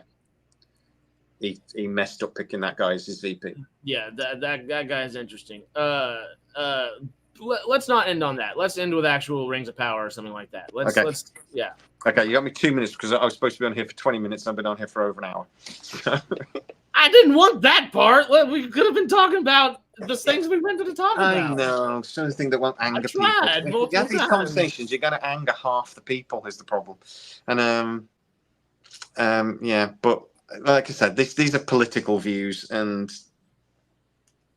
they don't matter as much as Stargate matters. Damn, like if Stargate does this, it comes back finally, we will have all our issues solved. Stargate will heal the world, and 5 minutes of sci-fi, the rest of politics. Yeah, sorry, and it is me. I get passionate about these things, and I get a bit carried away, and I'll be, as you know, where do you get your political news from? The BBC. So, and I've always been the thing that I try and get things from the horse's mouth as much as you can. I know Trump's a liar because I've listened to Trump. I don't need CNN to tell me he's lying. He talks, and you go, well, I know that's not true. And that's so he's a liar. He came out during the debates with Biden. He said during his administration, America had the cleanest water, the cleanest air, and the cleanest environment ever. I'm like, that's just a blatantly not true statement. It's not true on every level. But that's just, it's just not true. The BBC's not too bad. I like news that tell you what's happened, don't tell you what to think about what's happened. I don't know if the BBC's that. Any state-run media, I wouldn't trust. No, the BBC produces. There's loads of laws that protect the BBC, man. There is no state interference in the BBC. They have certain rules about what they're supposed to deliver and how, but they are actually not allowed in most cases to offer opinion. They're not allowed. They just have to tell you what happened. So is PBS, and they still definitely PBS is supposed to do that for kids in the States, and they do not do that. Yeah. I'm sure Biden lies as well. I'm sure Biden's a politician. He lies as well. They all do. Barack Obama, when they've got that thing, haven't they, to do the statistics, and we're dragged back into it again. And the statistics on how many statements a president makes that's either not true, a blatant lie, or is like, it depends on your opinion sort of thing. Depends on your perspective. It's not 100% true. And Obama was about 40% of his comments were either not true or like were not 100% accurate. Trump's was 80 or 79% or something like that. So 17. I mean, I think that's quite hard work. That you like 80% of what you say is in some way not true. That's quite impressive. Like you say hello, that's like 1% of everything you say. So I don't know quite how that works, but the BBC is. I would defend the BBC in that it's paid for by the taxpayer. Nobody owns it. So nobody has direct influence on it, right? Fox News is owned by Murdoch, who is a Republican. So the views are Republican. He hires people that have the same views as him. And if you don't have the same views as him, and I can tell you that because Tucker Carlson doesn't believe 90% of the crap he says on his show. He doesn't believe it. We know that from his tweets and his when all his text messages were and thing, and he'd come out and said what a fool he thought Trump was, and that he was a liar, and he said all these really shitty things about Trump. But then on screen, he thinks Trump's the next Messiah. Tucker Carlson has to follow a script. He lies because he has to. Well, and that's why he left the company. That's why he started his own stuff. The dude was like, they're not letting me actually say stuff. And that literally that happens everywhere on both sides. Don Lemon is the example from the other side. Almost same timing wise. It just kind of happened. But then with Tucker Carlson, though, you can see him talking and saying negative things about Russia. And then as soon as he gets his freedom and say whatever he likes, he rushes over to Putin and says all that crap. Again, because he was paid to. It's like, no. And CNN are no better. They're not quite as bad as Fox News, but CNN are not much better, again, because they don't. It's become entertainment rather than news. They don't tell you what's happened. They tell you what happened and what to think about it. It's narrative. It's not news. So you're better off watching stuff, watching what happened, watching things, and watching things like the Today Show and things like that, and things like that, because they actually will tell you the truth. Yes, it's a comedy show, but they tell you the truth. That's just the way. Yeah, I would do that, and they tell you stuff that makes you think about it as well. It's like, so yeah. Listen to comedians; they'll tell you what's going on. Way better than comedians, and then screw the networks in general. Just the good thing is you do have a Twitter, you do have Facebook, Instagram, whatever you want. You can just follow the actual. If there's someone on that network you may like, follow their individual account, or something like that. That's honestly the best place to get news nowadays. It's the quickest and most. Yeah, and when a politician tells you that crime is up all over your states in America, go and have a look at the statistics. Go and have a look at the statistics and the actual FBI statistics on crime. So if you've got a politician telling you that there's a massive crime wave going on and it's all Joe Biden's fault, look at the statistics that will tell you that violent crime in particular, is down to 30% over the last 2 years. Those are facts. That is not fake news. That is not. Where's that from? In the U.S.? In the US. So I live in LA. I can tell you does national. So each state does its own crime statistics. Wait, hold up. That is 1,000% false, and I'll tell you why right now. That is happening in California, and it is actually complete bullshit. It is one of the things that kills me. Crime is up so much it's not even funny. The reason it is down is because now, in specifically in California, I'm not sure about the rest of everywhere else has their own little laws. But specifically in California, if you go in and steal under or $900 or less, that is not even a misdemeanor. They don't even charge you for that anymore. That's why I'm not talking about general. I'm talking about violent crime. Well, that counts. There's no thing on that. It's not like, well, if you only get punched once, it's not counted as a violent crime. If you go in and you rob if you take $30, but you've got a weapon, that's a violent crime. I'm talking about violent crime. Nothing else. Lots of other crimes are up. Robbery is a violent crime. Fraud is up. Robbery is only a violent crime if you threaten or you use a weapon. If you use a weapon, it doesn't matter if you don't take anything. It's a violent crime. If you are threatened with a weapon. Well, that's what robbery is. If not, you're just asking somebody. It's borrowing money. No, you can run in and just snatch money and run out. It's still robbery. You don't have to threaten them with a gun. It's only a violent crime if you are threatened with a weapon. I don't know. Maybe it's different in America in that maybe you have to actually hit them with the gun or actually use the gun or something for it to be violent crime. Maybe I don't know. In this country, if you use a weapon, it's a violent crime. Well, if you use threat, but stealing something from somebody does not just like, yeah, that's total semantics. That is still a violent crime nonetheless. Like that is a crime, and crime is inherently violent. And it doesn't necessarily have to. No, because you've got lots of like fraud and stuff like that is up. Internet crime and stuff is up because it's the easy crime to get away with.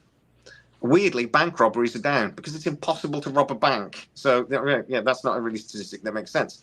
But in the last 3 years, violent crime has been in decline, and that is like I say, you can argue that okay, maybe they're counting it differently or whatever, but it's massively down, and that's mainly partly because of COVID, partly because the economy's doing better, and crime always go down when the economy does better.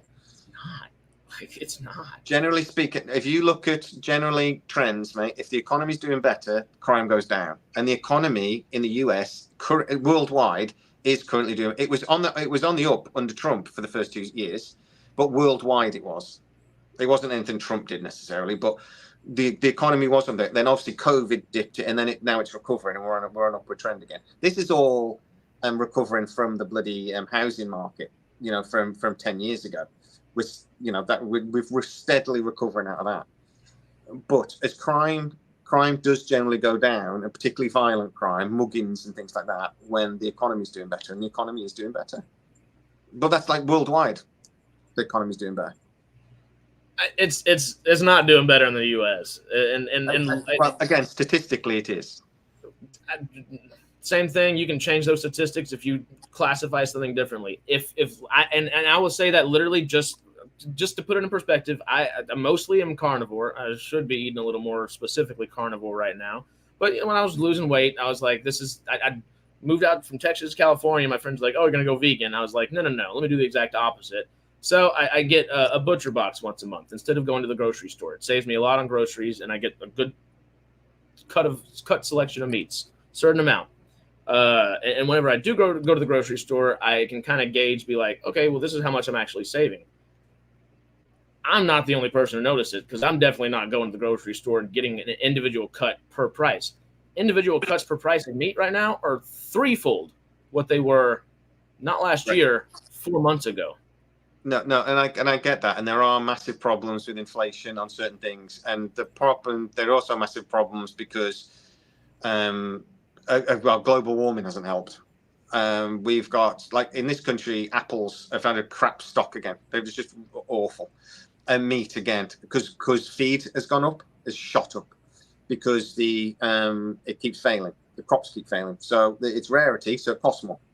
Or one of the problems we got is a lot of our feed comes from like grain, but we keep getting rain, so the grain, when we need to harvest it, is slightly damp.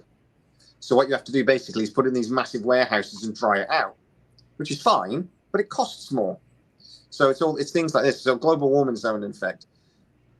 In this country, and particularly in Europe wide, the Ukraine war has had a massive effect, because actually Ukraine was the largest supplier of grain in Europe. And obviously at the moment, they've got better things to think about than growing wheat. So that's a massive problem. And all of our economies are stuck together now. So Europe struggles, America will struggle. But inflation is going down, is it not? No, but not the remotely. point it is, inflation is dropping at the moment. It's not at the 20% high it was a year ago, is it? It's what's it running about at the moment? It's about 6% at the moment. So which is still high. We should be aiming for 2. So it's still high, but it's not 20% that it was at one point last year. And the thing is as well, companies and the Dow Jones and things like that are doing very well at the moment compared to, again, a couple of years ago. We're not quite at the rise we were just before COVID. We're not quite there yet, but it is going in the right direction. But they reckon it does take about 18 months to 2 years. That when big companies start making money again, it takes about 2 years to actually feel that in your pocket, because it's all trickle down economics, isn't it? But so we should start feeling better in the next 18 months or so, because we should start seeing interest rates dropping. And as interest rates drop, we should feel a bit better in our pockets, because things will cost less, basically. I hope so, because it does take a while. this is the thing, because they can say all these things as much as they want, but as long as like California is actively not processed, and I'm speaking from, of course, my own little bubble, but like if the state of California, like statistically, we're watching them change statistics to make things form fit what they want, and that doesn't help me. Politics forever, though, isn't it? And it is, but it doesn't help them saying inflation's going down, doing this, and I'm still going to the grocery store, and every 3, 4, 5 months it doubles again. And that's been happening for the last 4, 5, 6 years, really. I mean, it supersedes any individual frickin' presidency or anything like that. Here, I think it shows the larger problem at fold is they're two sides of the same coin. Like they're literally Donald Trump and Joseph Biden agree on how much money has Donald Trump given Joe Biden over the last 45 years.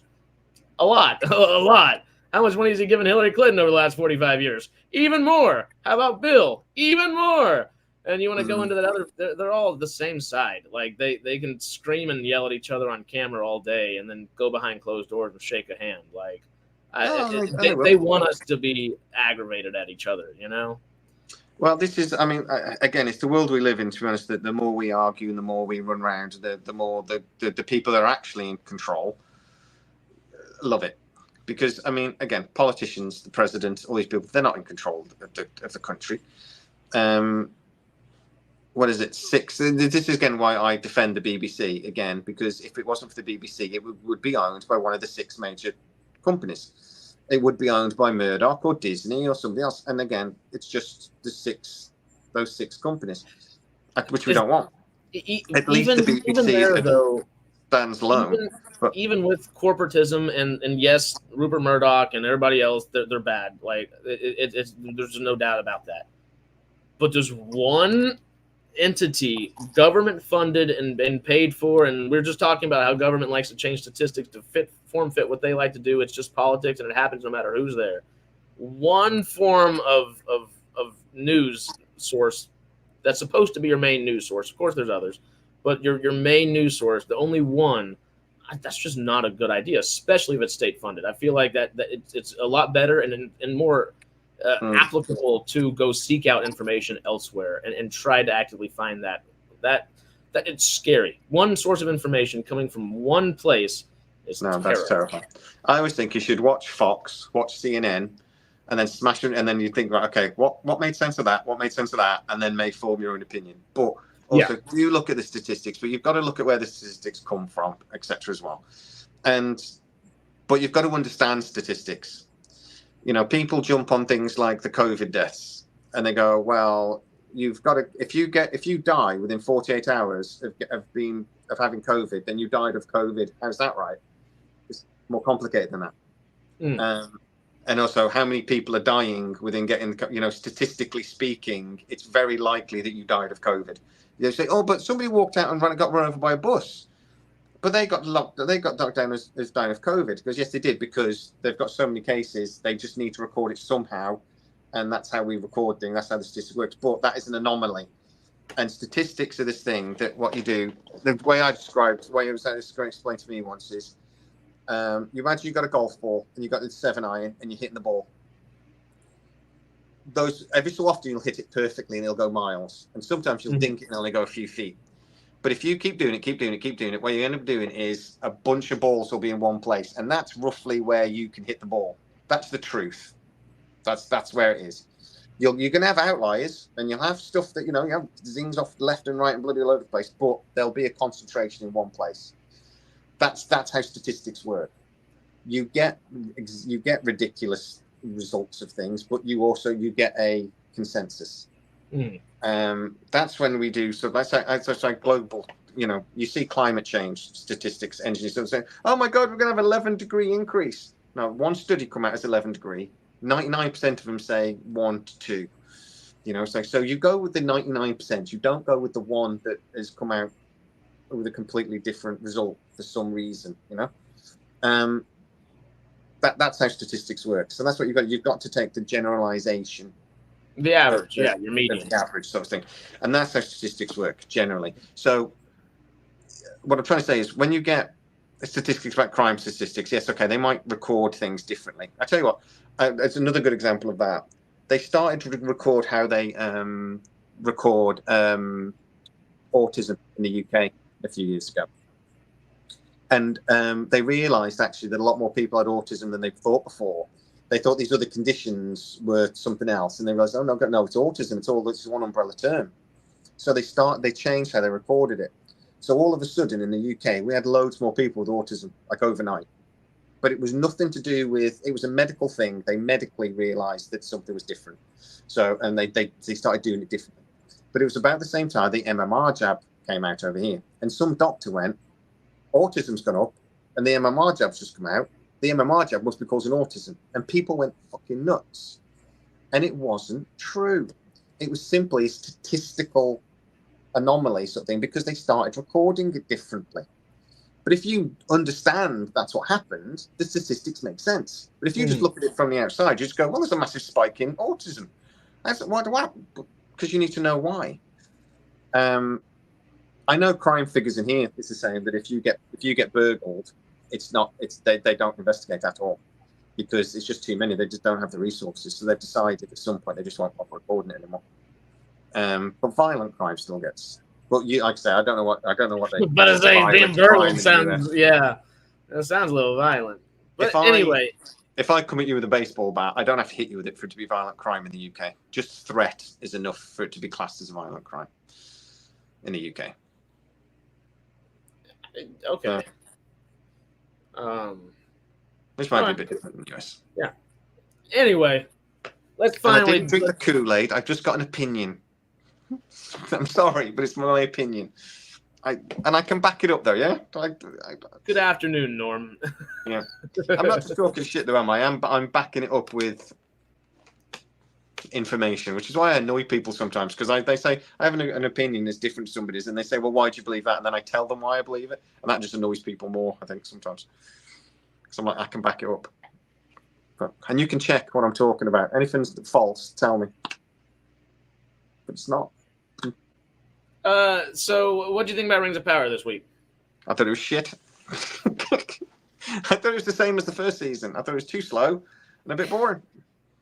I was really hoping like it'd be better. Like, and the trailers looked a little bit better too. I was kind of not like a lot better, but I was like, okay, well maybe we got something. And no, no. It was no different. And it was not going to be, though, was it? Massively. It's going to be more over the entire season. They can't just complete like a different show, can they? It's still going to have the same feeling. But nah. Well, the thing that I think gets me at the end of the day, two things. My buddy said, well, we were watching it, literally walked away and was like, I'm going to just go watch Dexter on my phone. I was like, all right. Like, I guess I'll just finish watching this.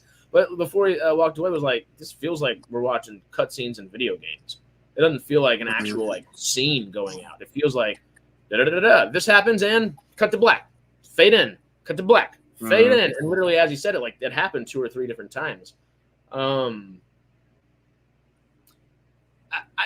That I think is an issue. I don't think they're writing it from a perspective of someone who's been a showrunner before. I hate it, but like I don't like to bring that up, but it's necessary. Like, hey, if you're gonna, I think both JD Payne and McKay, I forget his first name, the showrunners, have decent careers ahead of them, but you don't start with Tolkien. You don't start with something that is influenced 80 to 90% of every media project that's come since then. I don't think it's just worked well in their favor, and it's screwing the entire, I guess, fandom, I guess, to a degree. The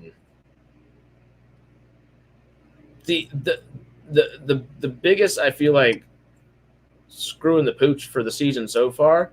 Did you like that they dropped the 3 episodes at once? Did you like that they dropped all 3 at once?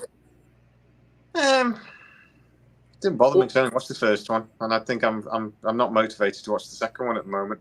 But I will. Oh, you've only seen the first one? I struggled through. I've only seen the first one, and I thought it was just too slow, and I found myself wandering. You know, I'm sorry, they're still arguing about whether I debate this with Kerry. Kerry, I'll debate with you all you like. but you've got to come up with facts, not opinion, and you haven't got any. So Well, I'm also, sorry. if you're gonna, I will, just for the sake of devil's advocacy, everything you're saying, you should bring the actual receipts for, because you can say it's facts, but if you just say that, it doesn't make it facts. Actually, show up with receipts, and that goes for both sides. So go check it. Uh-huh. Well, it's like you can say the statistics are false. You better back it up then if you're going to say the statistics are fake. Yeah, that's what I'm saying. very much. Like, so where's that come from? But anyway, and the J Talks channel, I deleted it about 6 months ago when I wasn't very well, so I haven't had that channel for ages. So we can't go and debate it on the other channel. But anyway, let's just leave it. Kerry, we have different opinions. We have the same opinion about Stargate and SciFi, so let's just leave it with that, okay? I can talk about my opinions, but we've moved on. I just thought it was a bit slow. I wandered a bit with my. I think I might have wandered off a medical tea and didn't bother pausing it. That's never a good sign when you can't be. When you go for a wee and you don't bother pausing it. Well, okay. So if you only watched one episode, let me just lay it out for you like this, which I think they've screwed the pooch for the season entirely, just doing it this way. And it should. Well, first of all, I guess before we jump into that, why would they start this season before last season with the Sauron goo Venom thing? The Venom thing was dumb in the first place, but like that I don't think was a good idea. And these first 3 episodes are almost where we should have started the series in a way. And I don't even think it would have been a good start. It just makes more sense from what we've been given so far, because that first episode, like, it just kind of introduces you back into the world and what's going on, right? Second episode does the same thing, but now you're with Nori and the stranger who's totally not Gandalf, and and then the third episode does the same thing, except you're with the elves a little bit more. It does progress the elf story a little bit more, but now you're more with Numenor, and you get a little bit more of a backstory. It's really just like one with a little bit of overarching elven story, and I think it's BS. Instead of giving yourself there's not an arc for the show now. Instead of giving yourself one first arc, it's like we have one individual story for one thread of lines here, one individual story for one thread of lines here, and one individual story for one thread of lines here. And following that, just I don't think they can do it in 5 episodes properly, especially with the way they've laid it out. Does that make any sense to you? Do you think it would make from that first season, if they have 3 like solo episodes and then they're supposed to herald a story with 5, does that seem feasible? It seems to me that they're going to try to shoehorn in some changes that they desperately want to make because they know they made a few mistakes in the first season, and they're going to have to try to shoehorn these changes in. They've also got problems in that, like you said, the mystery wizard that isn't Gandalf but is Gandalf, but they can never say it's Gandalf because they haven't got the rights to.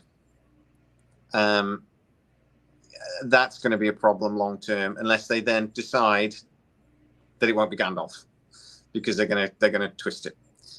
They've got a few. The way I see it now, they've got a season to get the ship back running in the right direction, and I think this season we're going to have to accept that there are going to be certain things that are a little confusing because it's not where they were going in the first season, if that makes sense.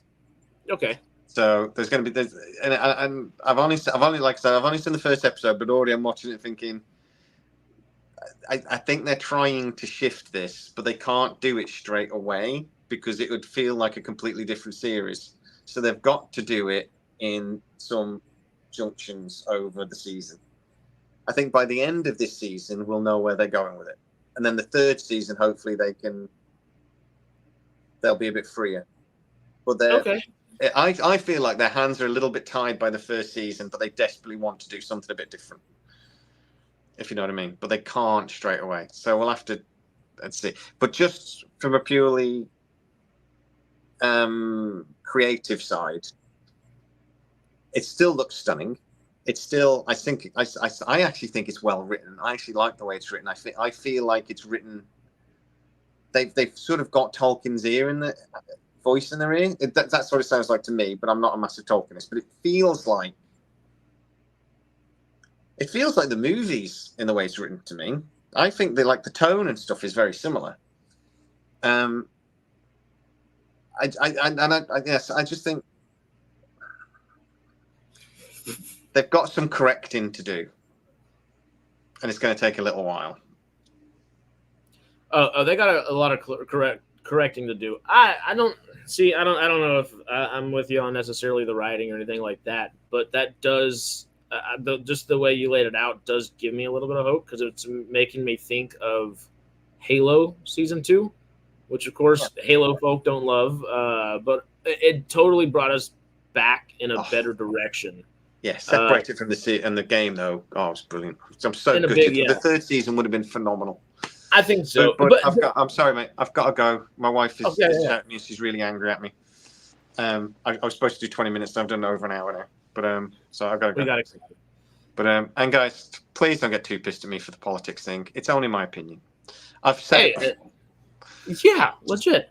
The last thing before you go. So we can have fun conversation this week. Just so y'all know, where is she? She's saying bye, Jay, right now, but she will say hi, Jay, on Wednesday, because this Wednesday, of course, not this past Friday, but the Friday beforehand. So this Friday, be prepared for another Fallout, the Radical Wasteland podcast with Greg. But we've started our own Stargate podcast, and that will start this week. And the first episode will be, we're watching the best episode. What was it again? Best episode? We're going to pick the best and worst episode of every season. Oh, hell yeah. Okay. And I've got to watch them back to back. Whoosh. It's going to be the two of us and Miss Sarah herself. We've been trying to get Sarah truly on a live for a long time, so I think this is going to be a really fun one. Do we want a specific time? How long can we do that? Well, Wednesday, Sarah, be here for as long as you can. We'll figure out how long we can actually be there for Wednesday. I don't want to say we're going to go for a 2-hour stream or an hour and a half stream or anything right now. We'll play it by ear, and we'll see what goes on there. But yeah, we're pumped for that. No politics. No. Maybe Stargate politics, but it has to be in world, in canon Stargate politics. Talking common sense does really annoy people, though. Jesus Christ. I will put some polls up in the community tab. Stargate Outpost, I think, is our it has totally won, but there was a couple Stargate North Star, Stargate something that just might be a little more symbolically apt. I like Stargate Outpost. It has a nice little ring to it, but okay. We'll do a couple little community polls, and if we haven't decided on the name, Stargate Outpost will be our placeholder name for this first episode. But by the end of the first episode, let's decide on something, and that'll be good with the chat to help figure that out. What time Wednesday? We said about 10 a.m. PST, 6 p.m. BST, I believe. Uh-oh. What did you suggest, Matt? Oh, you did suggest something in the comment or in the little community thing. Whatever it was funny. I remember it. But yeah, that's it for us. You ready, Jedi? I'm good. Well, thank y'all. We love y'all. This was a fun one, a wild one. Just don't forget to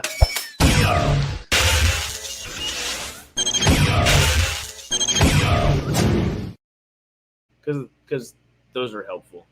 Yeah, you might have lost a few, or we might have lost a few subscribers, maybe. I hope not. We've had a great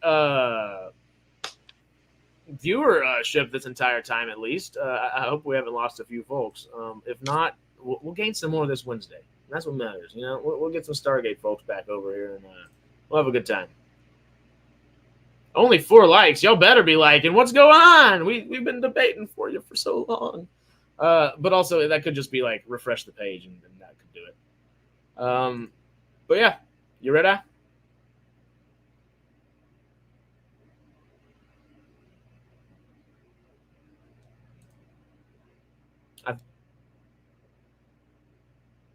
I'm so confused. Can y'all see me? Am I not moving, or is Jay frozen? Who's frozen? Oh God, that's hilarious. Okay, cool. I just thought it might not have been a refresh. Who?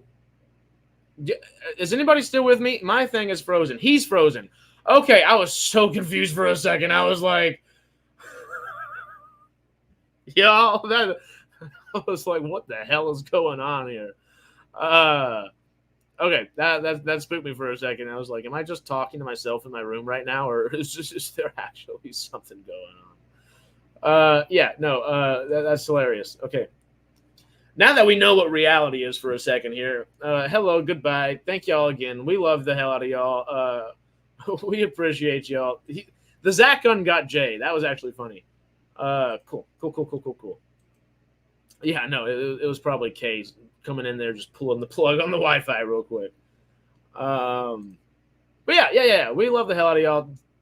Do apologize for the little bit of a political episode of sci-fi, and not necessarily talking like sci-fi politics per se, but we love the hell out of y'all. We'll see you soon. Don't get pissy at either one of us. Just get a little pissy, but just pissy enough, Always remember that compromise is two parties not being fully happy, but figuring out the thing that works best for both. So if I can leave you with that, that's probably the smartest thing I've said all day. Shit. Because I don't want to talk politics in here. Truly, it would need its own stream. I'm not going to delve into my actual politics or anything like that. I'm now pissed at you. Damn. Has the party political broadcast finished? Yes. No more political broadcasting here. I was trying to find a good alliteration and I couldn't find it. I'm just pissy. Hair's just better hair than me. Well, it needs to be washed right now. Don't be looking at it. I guess it got a little washing a day and a half ago. But a lot of hair is a lot to keep up with. It's fun, but I haven't had long hair for long, and it's a lot of work. But anyway, Chairman Jay. Yes, Jay, have a great week. Anything else y'all want to say right before I hop out of here? I was kind of ready to hop out of here. Probably. And my mother is in this chat right now, and she's going to yell at me. Don't let her know that I have split ends, and she's going to say we have to. Cut them all off. See y'all next time. Yeah, that's all. I don't really have anything else to say. Long hair since 98. Hell yeah, man. If you want me on the pod, I'm always about. Matt, come. Except when I'm not. Well, yeah, you always have the link. Just pop in. You know the dealio. The Ark. I still haven't seen The Ark. I want to watch. Obviously, Melvin. I want to watch An Ordinary Family. I need to get to it. I know I do. The Ark. Obviously, that's Dean Devlin's show. What is Brad Wright's other show?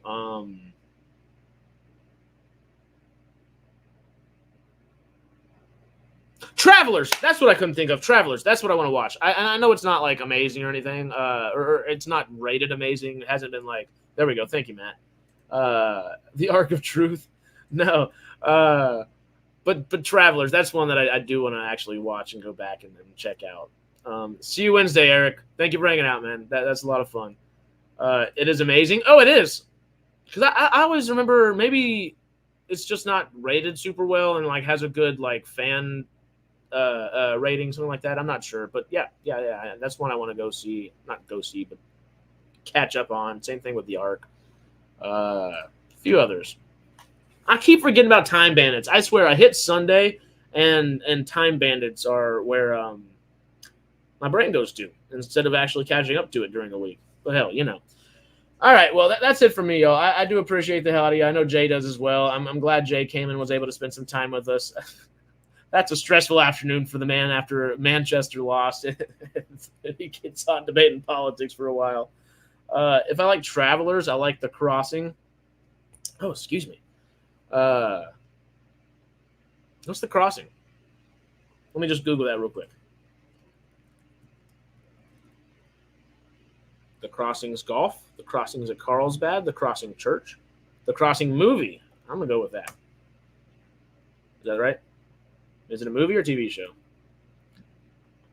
Jeff Daniels.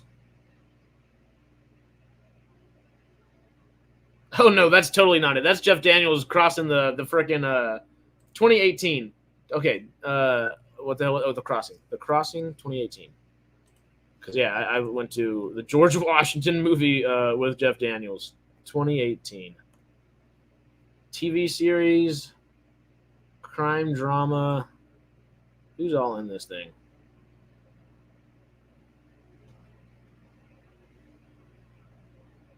Is it? I think it's here. Let me bring this up because I have like a little Korean show that pops up, and then also a show with a couple. Is it this one? It's not like the Korean show, huh? I'm assuming it's probably this one.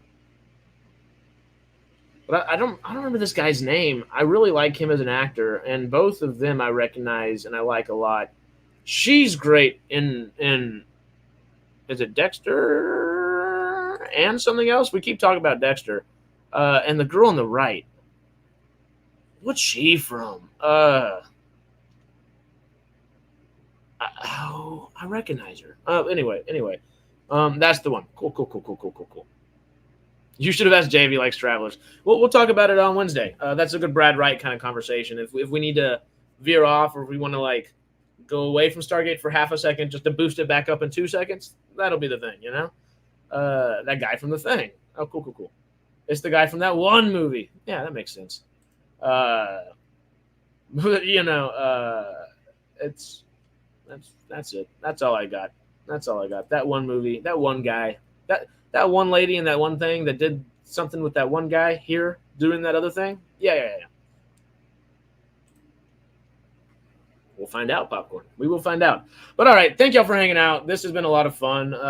We will be doing these Stargate Outposts, most likely, whatever we end up calling it, stream this Wednesday at 10 a.m. Pacific Standard Time, 6 p.m. Pacific British Standard Time, 6 p.m. over there, 10 a.m. over here on the West Coast. And yeah, that's going to be a fun one. It's the two of us, Jay and I, and Miss Sarah coming in to hang out. And we desperately need some lady power to come in here and whip us into shape every now and then. And, I think Sarah is there. Someone mentioned Jenny earlier. We need to do a good Jenny stream here sooner than later as well. Well, yeah, I wonder if you watched the Continuum series. I watched Stargate Continuum, if that counts. But no, I didn't. Thank you, Harrison. All have a great week. Go Cowboys. Go Seahawks. Hey, yo. Thank you, Donnie. You have a great week as well. Always save Power Rangers, man. And yeah. That's it. Have a damn good rest of your week, y'all.